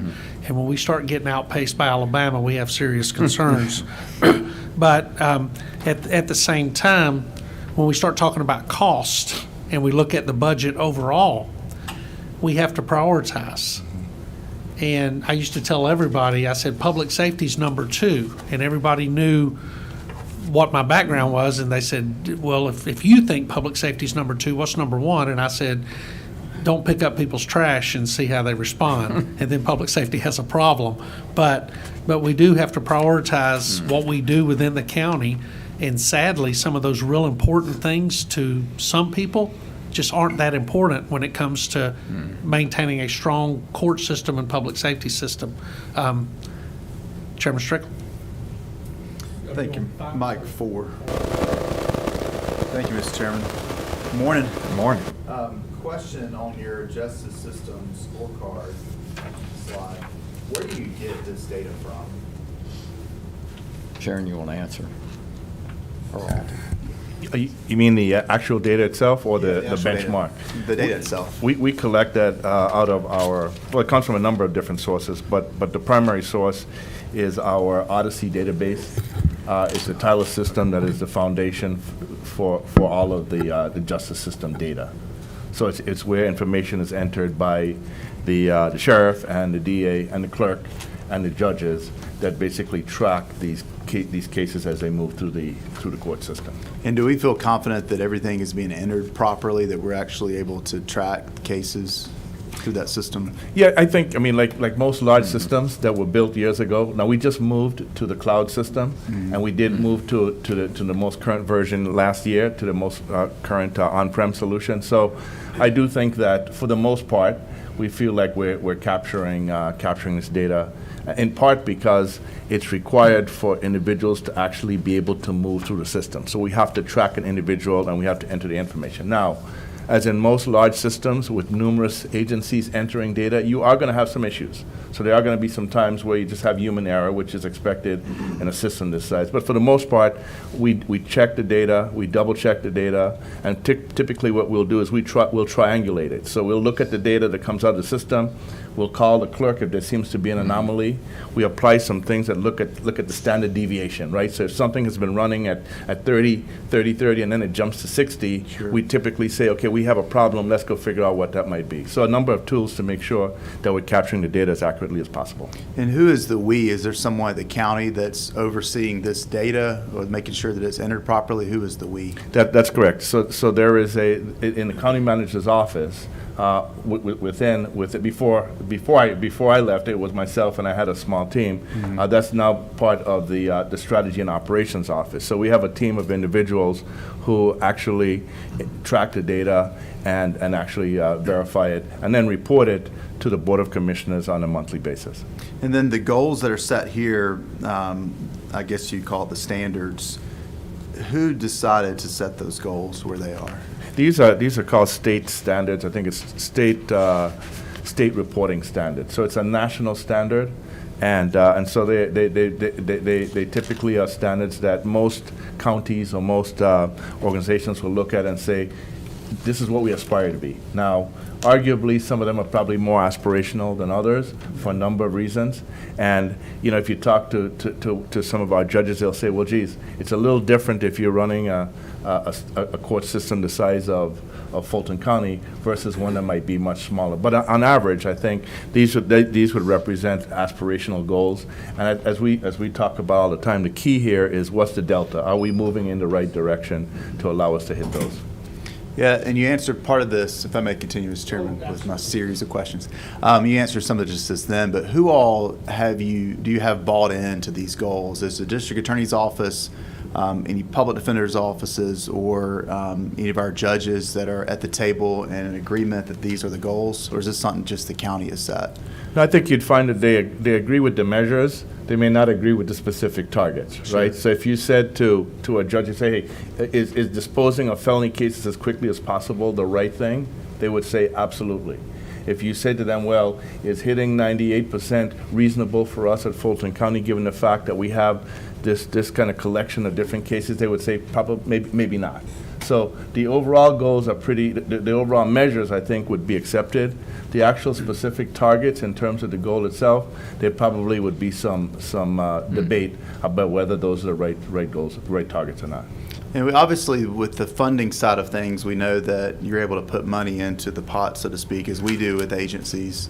But other than that, there was a mention earlier about ankle monitors, I believe.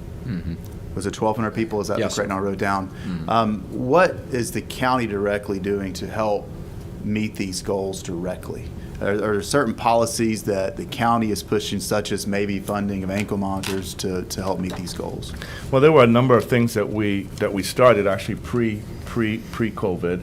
COVID set us back a little bit, but even then, and the county manager Anderson mentioned some of them. For example, we funded a C3 program. C3 meaning complex cases. And the reason we funded that is we found that these complex cases that requires attorneys for each individual was slowing down the system. And what we found was that the state didn't have enough of C3 attorneys, so we funded those attorneys ourselves to allow us to move some of these multi-defendant cases through the system. We funded evening court. Right? We found that there were certain types of cases that if we could get a couple of 3 hours additionally in a day, we could move those cases along. We funded weekend court. We tried weekend court. We're going to go back to it. We've had a couple of hiccups. We recently launched competency court. Competency court aims specifically at individuals who are charged with a crime, but who are unable to stand trial. And what we found was those were getting bogged down because it was spread throughout the system. So somewhat like what we do in family court, we felt that if we were able to focus on that, we might be able to address that particular need.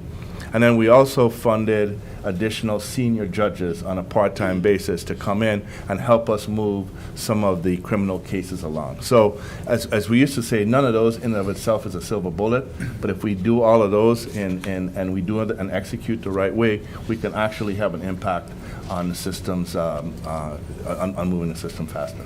And do you believe in the funding? A lot of these things you mentioned are court programs, so to speak.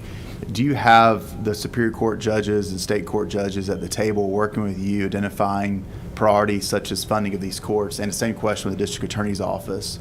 Are they at the table engaged with you as the county in making these decisions?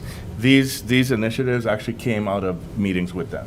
So we would have a monthly meeting with the DA and the sheriff would attend, and the chief judges of state, superior, the solicitor, the public defender, and these initiatives that I just mentioned and others came out, quite frankly, of those discussions that we had. One of the other things, for example, was when we were having one of those meetings, and Judge Taylor said, "Hey, we're happy to take some of the civil cases from Superior Court and let you focus on just criminal cases." And so that was something that actually came out of that discussion, something that he kind of raised his hand and said, "We think we can help move this along." So those are the kinds of things that came out of a meeting with those individuals.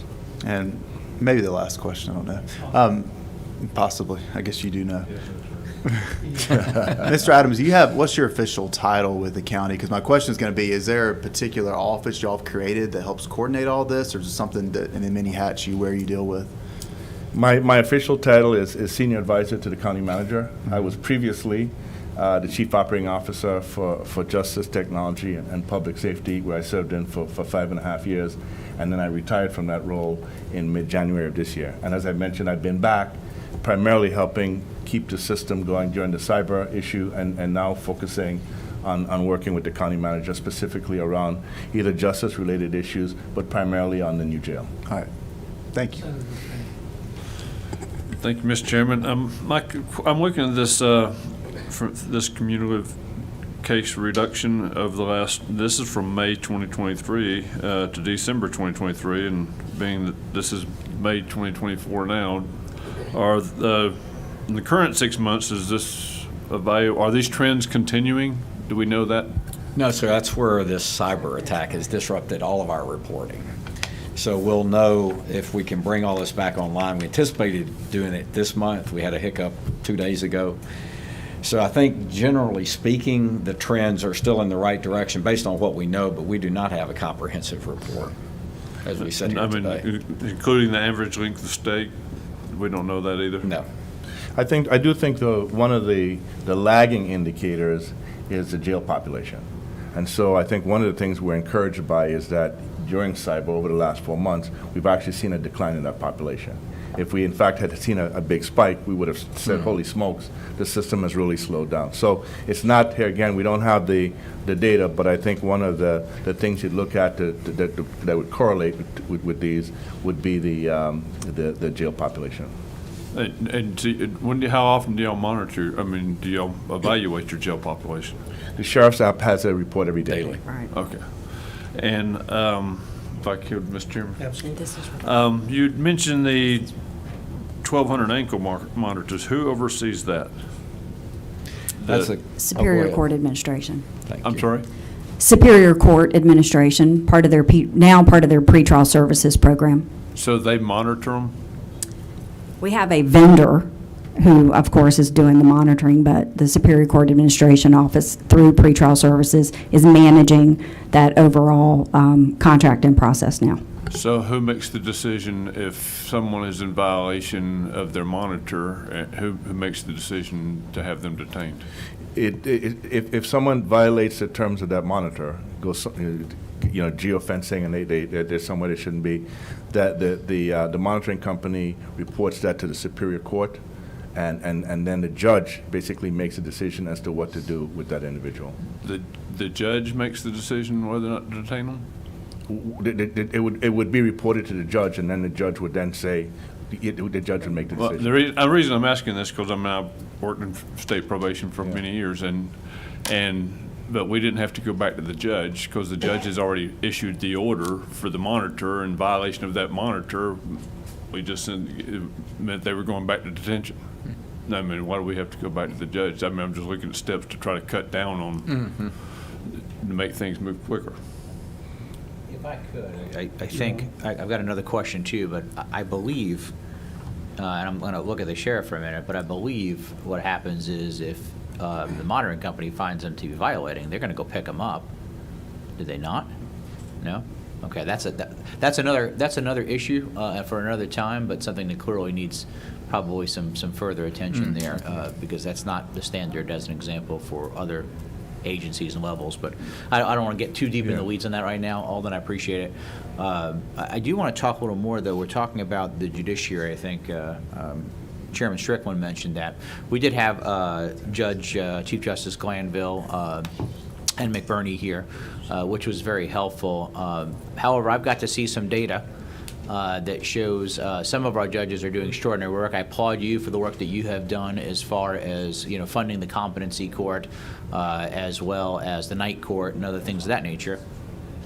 However, we're seeing that some judges are working their tails off, and some seem to be breaking double-digit hours in a week, or at least they weren't before maybe some sunshine was let on. So to what degree have you or are you continuing to track their performance? It's a good question. And actually, 4 years ago, we started tracking individual judge performance for both Superior and State Court.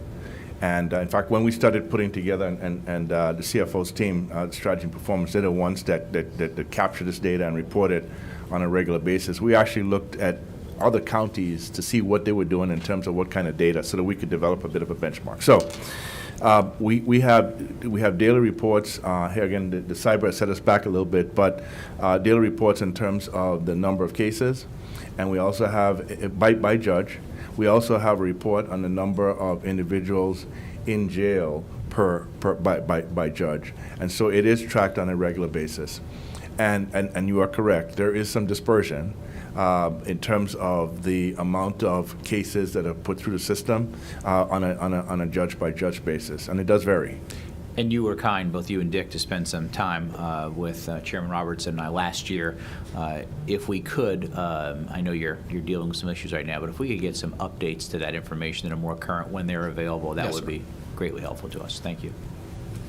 And I will point out something that we discovered during the interviews with the judiciary, and again, I'm hoping if I do get arrested, it's not in Fulton County. You have judges that do not carry dockets, and it is one of the unusual things that I have found in any circuit around the state, that a senior judge, the judge who is responsible for the administrative operations of the courts, does not carry a docket. And that could be one of the issues that we have when we say the 3 Superior Court judges. And to Chairman Payne's question on the ankle monitors, the ankle monitor system carries a very specific purpose, and the geofencing, as you know, is extremely important, because many times the geofencing is because of domestic violence cases and child molestation cases and things of this nature. So when there is a violation, there has to be a very, very quick reaction to the violation that would not occur if you had to go back in front of the Superior Court judge and he or she had to issue an order, and then the officer had to go out and execute the order, because in that case we may have already accumulated another victim.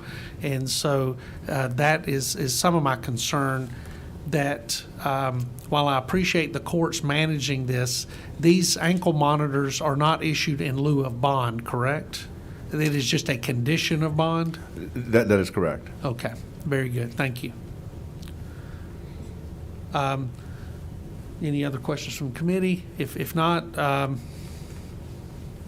if you want to continue, or we'll move over to I think that the concludes our wonderful presentation. world of numbers, and speak to the budget expert. Good morning. Good morning. And you heard the sheriff speak, and we had several questions about some terminology and other things. And one of our primary focuses is the funding of maintenance and upkeep for the jail. And then the other plethora of unique things that jumped out. But if right now, if you could discuss how the operations of the jail are funded, maintenance and upkeep, I would really be appreciative of that. As the manager commented in his remarks going through the presentation, the jail maintenance contract with JCI is funded at about $5.3 million and is included in the budget of the Department of Real Estate and Asset Management. And they manage that contract. In addition to that, they have a staff person now. We provided them with additional funding during the course of 2023 to be able to hire a facility manager, an on-site facility manager for the jail. So we have that position in addition to the actual jail maintenance contract. And the jail maintenance contract provides for preventative as well as corrective matters at the jail facility. And so there's a work order system in process that's used to track and monitor the progress of items that are identified for, either preventative or corrective measures to be taken. Is this contract specifically for Rice Street, or is it for all detention facilities owned and operated by Fulton County? I believe the $5.3 million is specifically for the Rice Street facility. Okay, and is this contract awarded on a request for proposal, an RFP? It is. It's a procurement that's managed through the Department of Real Estate and Asset Management with our procurement department. So it's an open and competitive process. Okay, and how often is this contract bid? I mean, Johnson has had the contract for. Yeah, so typically our contracts are 1 year with either 3 or 4 renewals. So I would say every 4 to 5 years, unless there's a reason that's brought up that would require a new procurement in the middle of the contract term.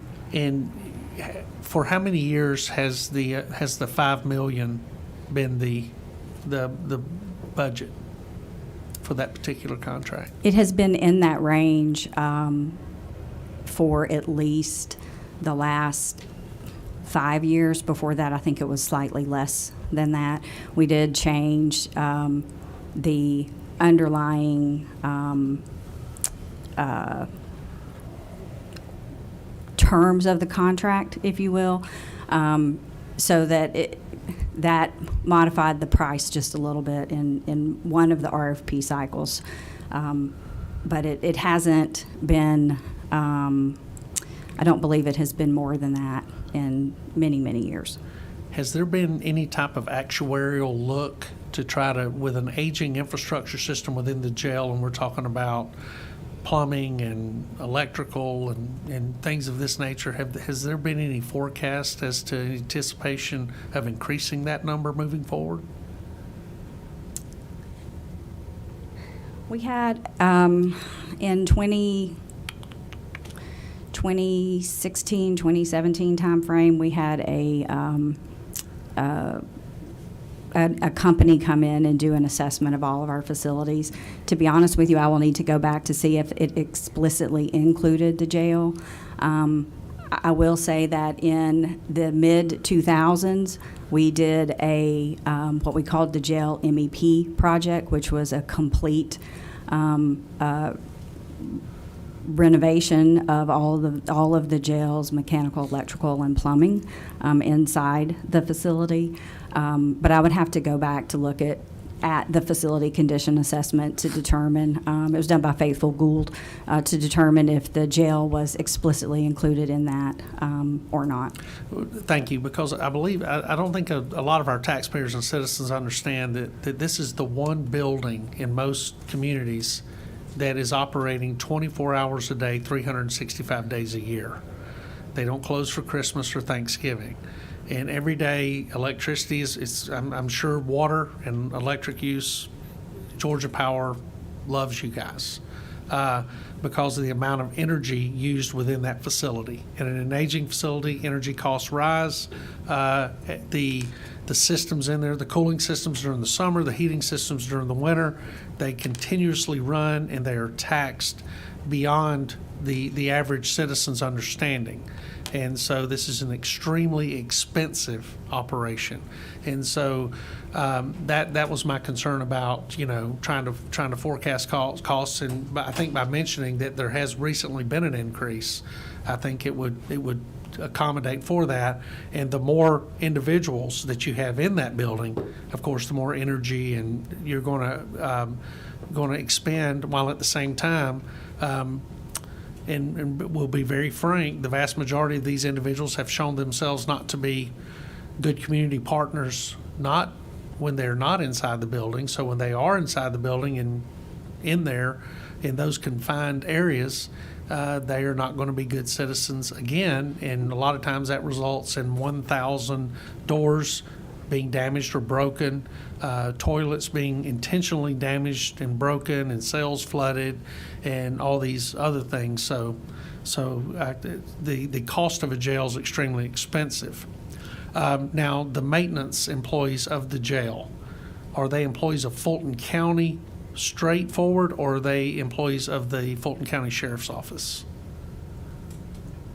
When you say you're talking about the building maintenance? or- Maintenance, those Yeah. responsible for maintaining the integrity of the infrastructure of the building. Yes, sir. So we have a manager now on site that is a Fulton County manager who reports to the director of our facilities. You said now. Yes, sir. Okay, since. That was one of these, I think since 2 to 3 months ago, we had a vacancy that existed. And the ability, like many of these, to find someone who wanted to be at that facility and then had, in his case, 30 years worth of experience with Hartsfield-Jackson, Georgia Building Authority and the like, was very difficult to do. But he's now on site. The actual employees are employees of JCI. And so he coordinates with JCI over all of the issues that need to be addressed, and JCI has an operations plan, I assume, where they're painting the Golden Gate Bridge, they're doing preventive maintenance Yes, sir. the entire time, and then when they run up on a failure of some system, then they address that individually. And all of that is encompassed in the $5 million plus budget? Yes. Okay. That's And correct. managed through a work order system, which we do have the visibility into and track their performance against. Okay, the sheriff said that he has a $146 million approved budget. And I understand by the charts that the number shown here is 184 million. So help me understand where the additional funding comes from.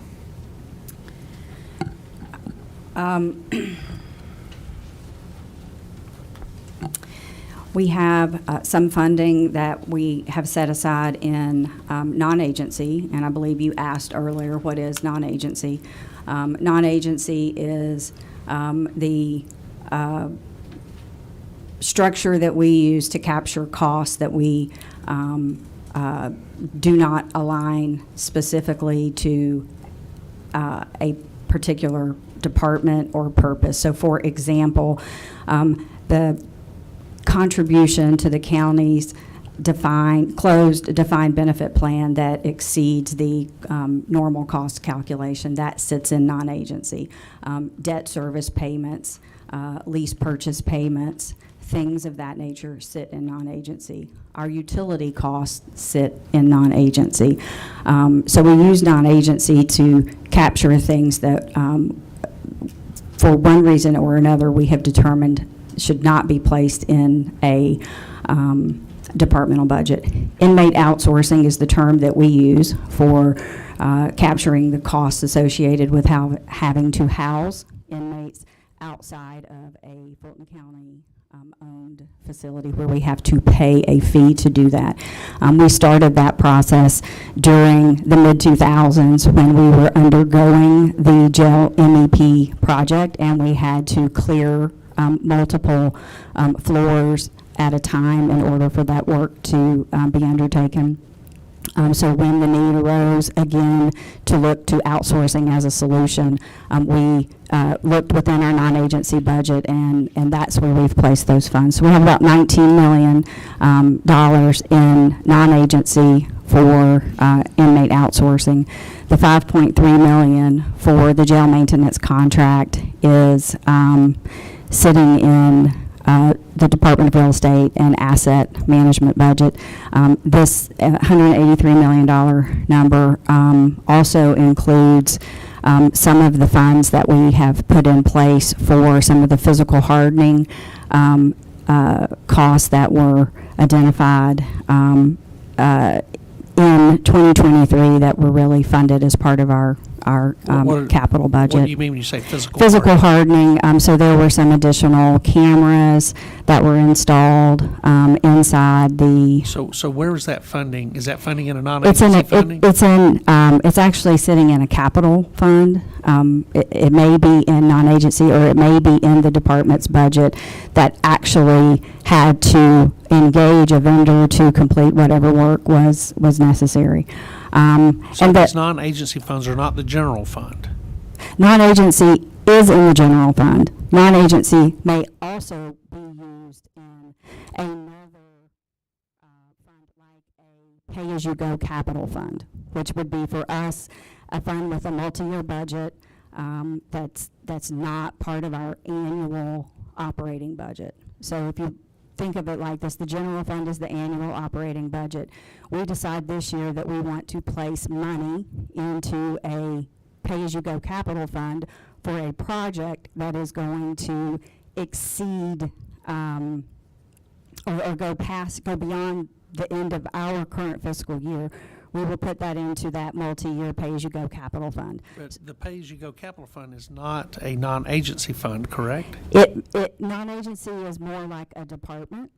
We use it as if it was a department. It's actually, the name of it is non-departmental. We call it non-agency, non-departmental charges. So it is more like a department for our financial record keeping and budgetary purposes. And so non-agency can be in multiple funds, just like the sheriff may have a budget in multiple funds. So if one of our media members came to you today and asked you what the sheriff's budget was for 2024, what would be that answer? I would probably provide them initially with the general fund budget and clarify if they were also seeking information on any capital project related expenses or grant funds as well. But I would probably give them the general fund budget number which initially. Would be the number the sheriff gave? Which would be the $146 million. Okay, very good. Thank you. And the inmate welfare fund, as it was called, or I refer to as a commissary fund, that money is now comes from the Fulton County Jail to the general fund? It does. And then where does it go from there? It is also accounted for in non-agency. When the board took the action last year to suspend the activities of the inmate welfare fund, the sheriff returned the balance that his office retained. Those monies were deposited into the general fund.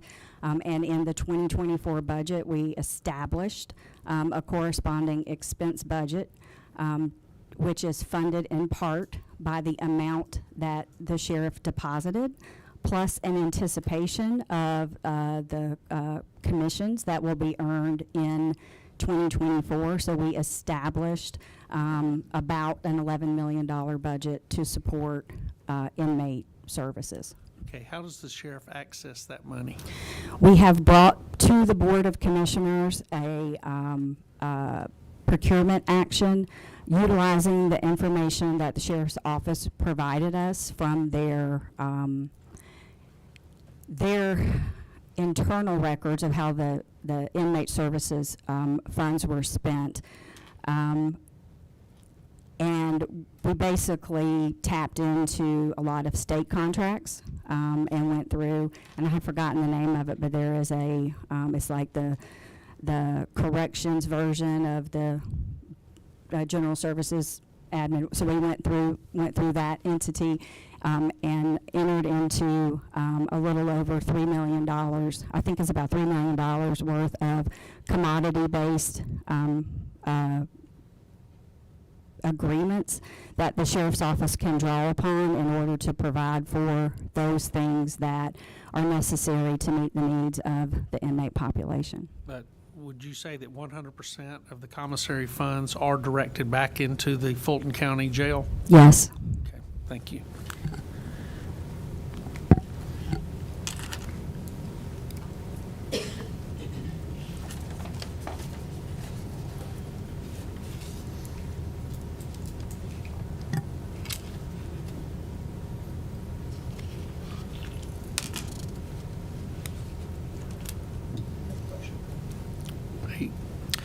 Thanks, Mr. Chairman.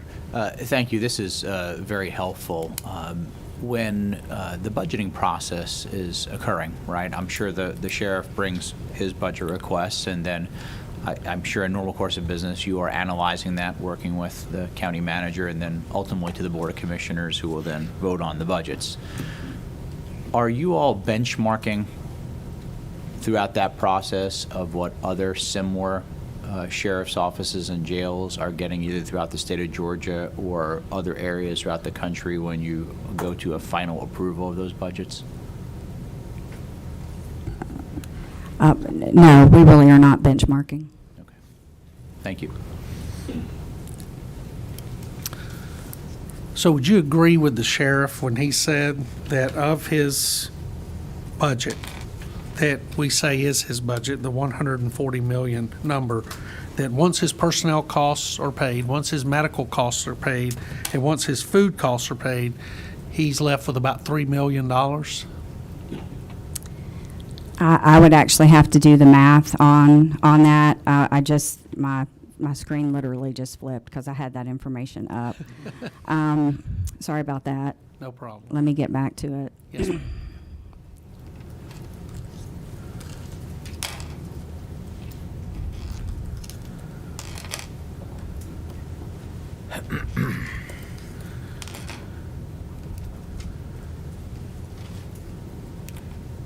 So our financial system splits it out into two primary appropriation units, salary and fringe benefits and other operating.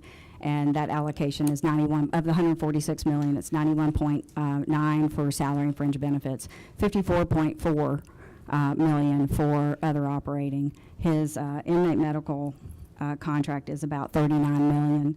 Food services, I believe, is about 6.5 million. And both of those come out of the 54? Yes, sir. Okay. So I think that my numbers would probably reflect something as, a little more than $3 million in pure, in the way our financial system allocates operating costs out. Right, and because he was using round numbers of 91 and 54 instead of using the point to get to the exact number.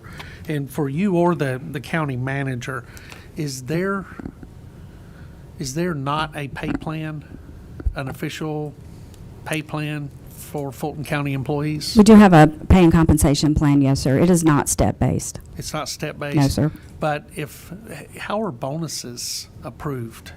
So the county has a pay-for-performance plan in place. It is driven primarily, it was driven primarily by our overall countywide customer service satisfaction survey. And then beyond that, it would then be driven at the departmental level by the department's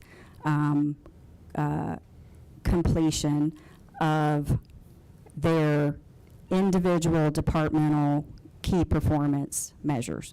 And so we have a performance measurement and management system, and departments identify their KPIs, and they track and monitor their KPIs through the course of the year.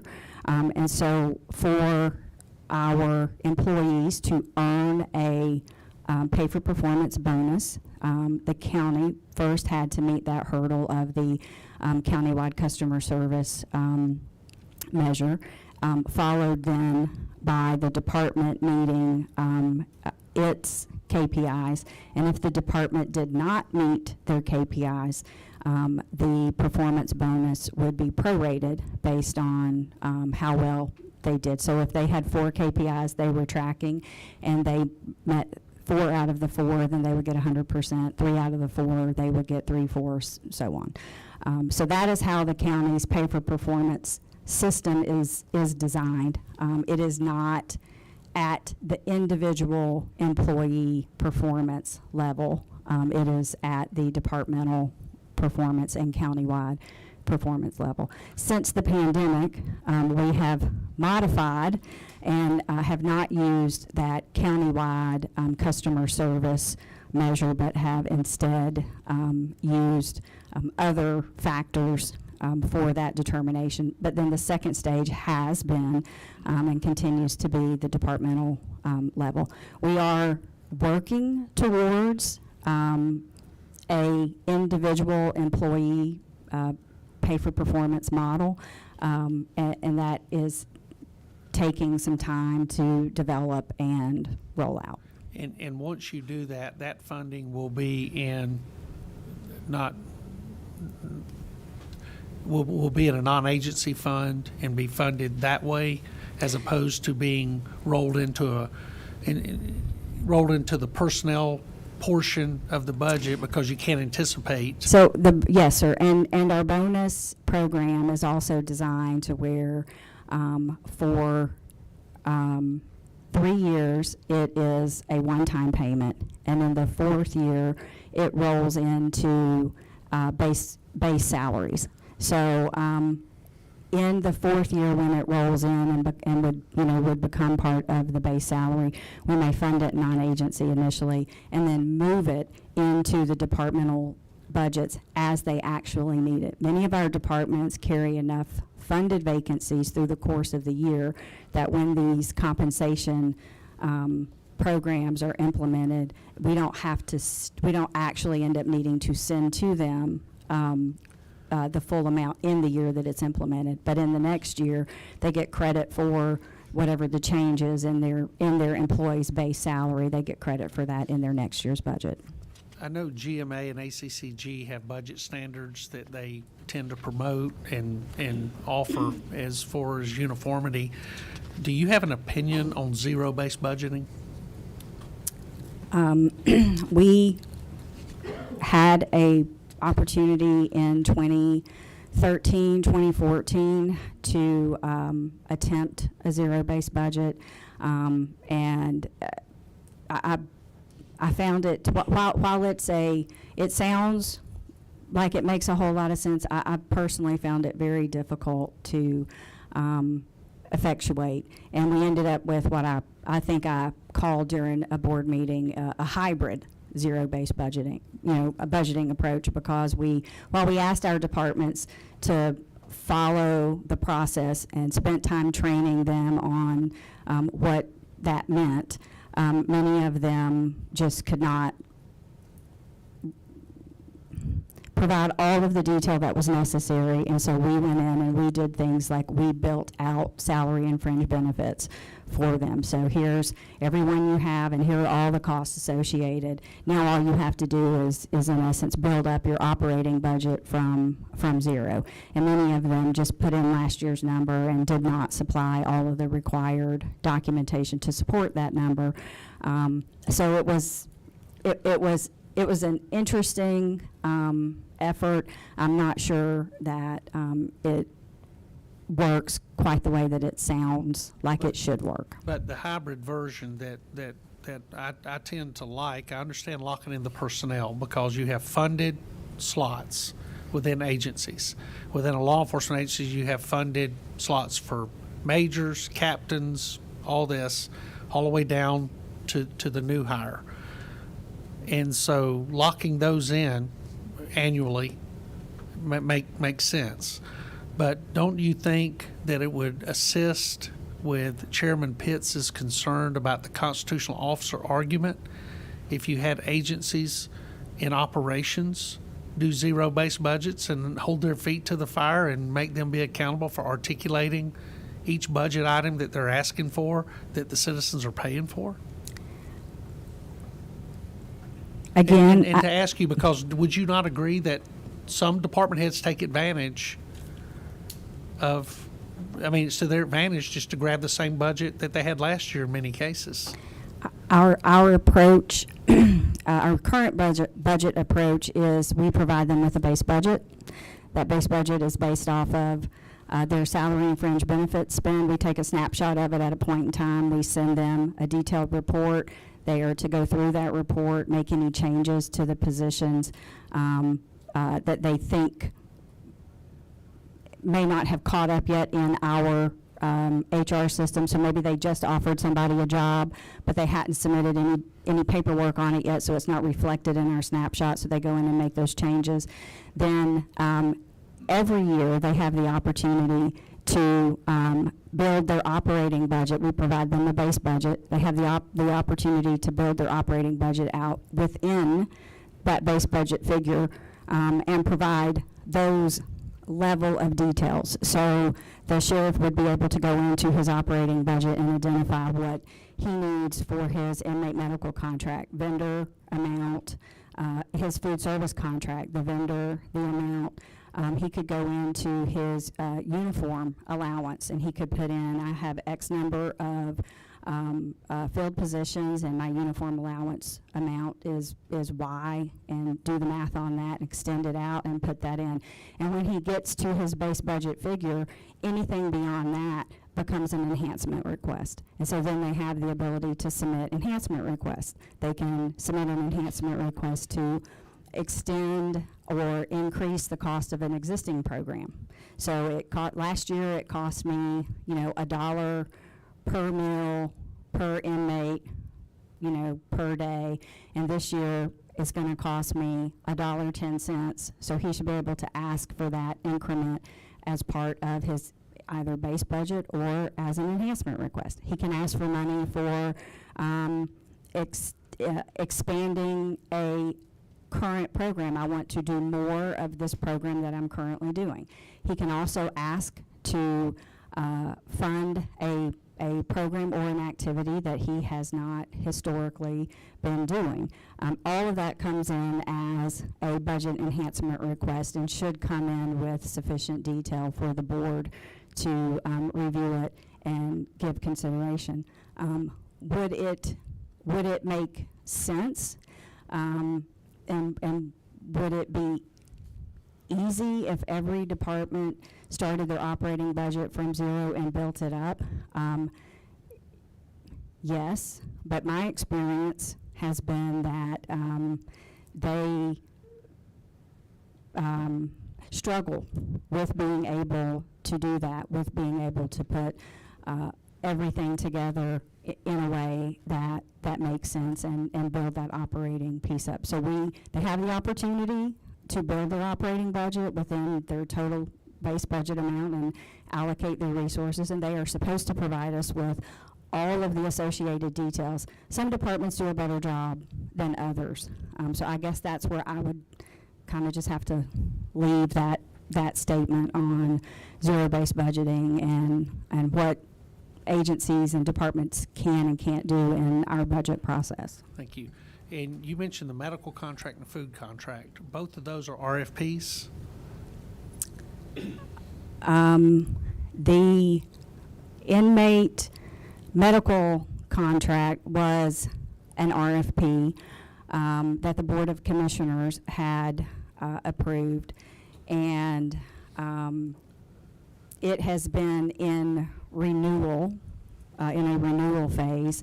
When it was last procured, we, in order to attract respondents and hopefully to generate a good fee for service, we allowed for a longer period on the renewal than we normally do, and that contract had a 10-year renewal, the ability, subject to annual renewal, but the ability to renew for 10 years with renewal rates, with stated renewal rates built into the contract.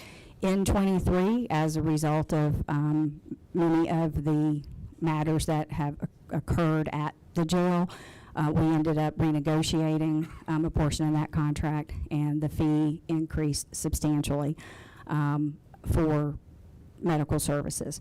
The inmate food contract was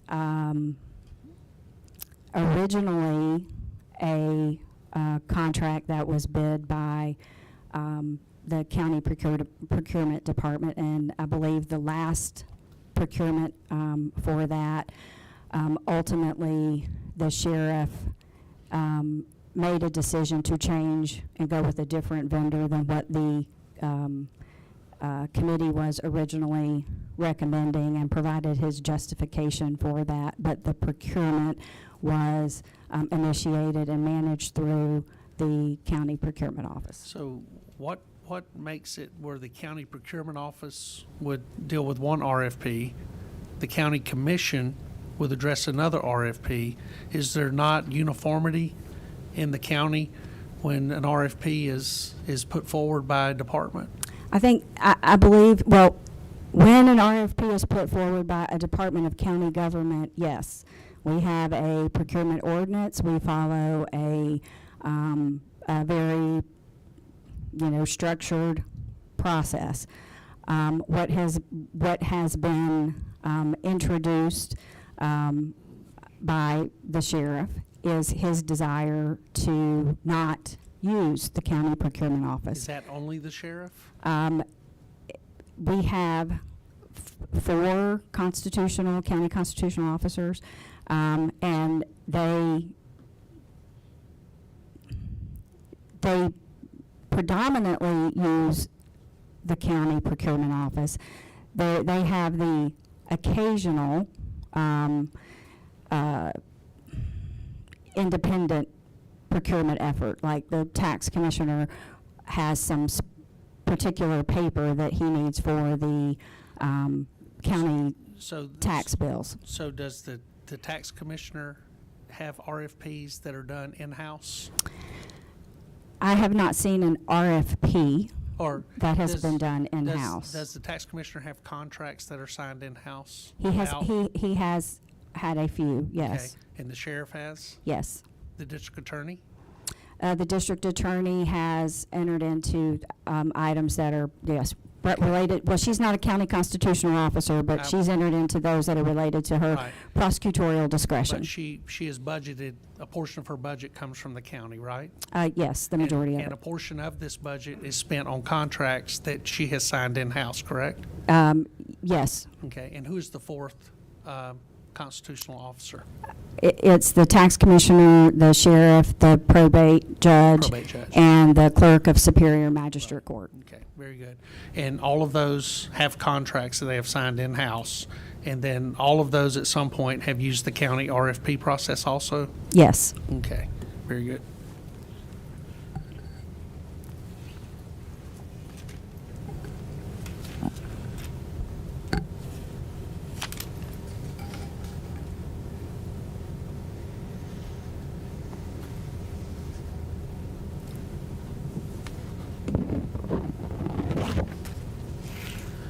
Now, just briefly on something you mentioned with the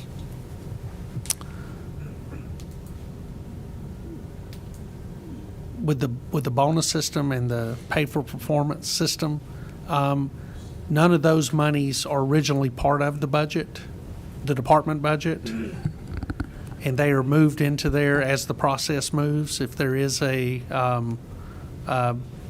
if they earn the bonuses. Yes, for the pay for performance, we will allocate those resources in non-agency, pending the determination that we will actually award the pay for performance bonus. Okay, very good. Any other questions for committee? Okay. Chairman Pitts, we read about y'all a lot in the newspaper. I do it online. I think y'all work really hard at doing a very tough job, and we appreciate what you do. We appreciate y'all coming before us today and having these conversations, which I know are tough conversations. I don't think anybody on this committee feels that it is unrealistic that y'all are going to have to build a new county jail.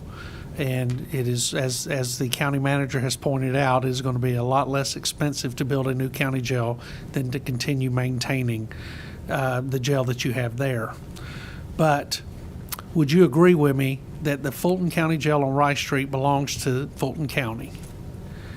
And that 100% of the responsibility on keeping that building in habitable conditions rests 100% with Fulton County. And I know that is a heavy burden.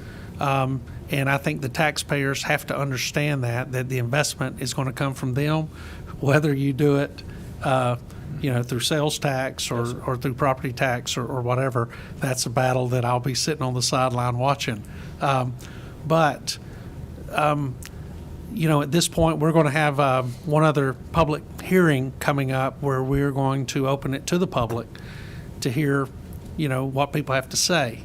And I've worked in a county jail for a lot of years, and I doubt people are going to be lining up talking about the glowing experience they had while being held in a county jail. It is not a pleasant place, and when taxpayers build things, they're normally not pleasant places, whether they are jails or courthouses. But I think the one thing that we have discovered through this entire process, and I think we'll discover it in any local government that we go into, is many times egos and the lack of communication amongst those in charge only hurt the citizens that they're there to serve. And I see attempts throughout this process of where individuals are attempting to communicate with each other, but I also see many opportunities lost because of egos, politics, and basically something that Chairman Albers alluded to earlier. Everybody's just got to work harder. We all do, because the media, they do not enjoy printing positive stories when it comes to something as contentious as jails and criminal justice system and prisons and other things. We can have all the congressmen in the world come down here, but until they can fix the Federal Bureau of Prisons and fix all of their stuff, I think this problem can be solved here in Fulton County. But it can only be solved with understanding that Fulton County owns the building, they're responsible for it. The sheriff's sole responsibility is to take care of the people that are inside that building with the tools given to him by Fulton County. If he does not have the tools, he cannot do the job that he's elected to do. If the district attorney does not move cases out of the jail, and I'm going to tell you something, I've had people call me and say they wanted to come up here, but they're not going to say anything negative about this person or that person or that person. Well, listen, the 200,000 people I represent hired me because they understand that I realize they're the bosses and we've got to take care of our taxpayers. So if our sheriff's not doing his job, which looking at this case, I think he's working with what he has. I think y'all are strapped with a terrible facility that needs to be maintained until a new one can be built. But if the district attorney is not moving cases out of the jail, then that is hurting your mission and it's hurting the sheriff's mission. And if the courts are not running full efficiency, Chairman Albers has pointed it out that there are judges who are clocking in and clocking out and not getting things done. And if the judicial is not working the way they need to work, then they are hurting Fulton County and they are hurting the Fulton County Sheriff's Office. And so I appreciate what y'all do. Y'all were phenomenal today. I appreciate it. And Chairman Pitts, I've always had a great amount of respect for you. I don't know why in the world you would want to be the chair of a Fulton County Commission, but God bless you. But thank y'all for coming here today. Thank you for talking to us. And we are in communication with the Georgia Sheriff Association for some resources and opportunities to help throughout this process in any way they can. And now I'll yield to any committee member for any comments. Chairman Albers. Thank you, Chairman Robertson. Again, I sincerely appreciate your time today. The data and the facts are what I always like to get down to, because there's no emotion in numbers. It takes all the other things in the politics, as Senator Robertson mentioned, off the table. good news is this is solvable, and I think, we're certainly going to put together some comprehensive recommendations, but ways that we can help from the state level, which is what our job is. I think one of the things, though, that is a no-brainer, even though obviously you put together great information about what a new jail or expanding current access to other jails would be, is continuing to reduce the current jail population. And kudos to the numbers that the sheriff rattled off earlier, which again I want to remind everybody is 1,067 less people who are incarcerated in our jail than when it started. However, with 2,633, that's allowed us to do a lot of things. What if the jail population was 1,500? Now we're really talking. And that's going to get done by teamwork, by improving people, process, and technology, by speeding up the very things that the chairman just talked about through prosecution and adjudicating cases. If we're going to take those local offenders as part of their bonding out to be monitored or otherwise not in the jail itself, the more we can do that. And again, progress has been made, and I think we have to remember, and I'm looking at my friends in the media again, progress has been made, and I hope to see that either this evening or tomorrow morning.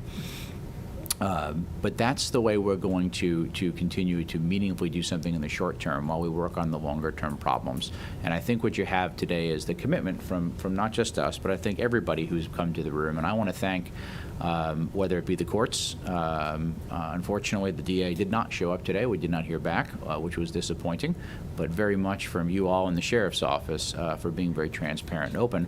And with that, I think professional and rational people can solve all sorts of problems. So thank you very much. And with that, this meeting is adjourned.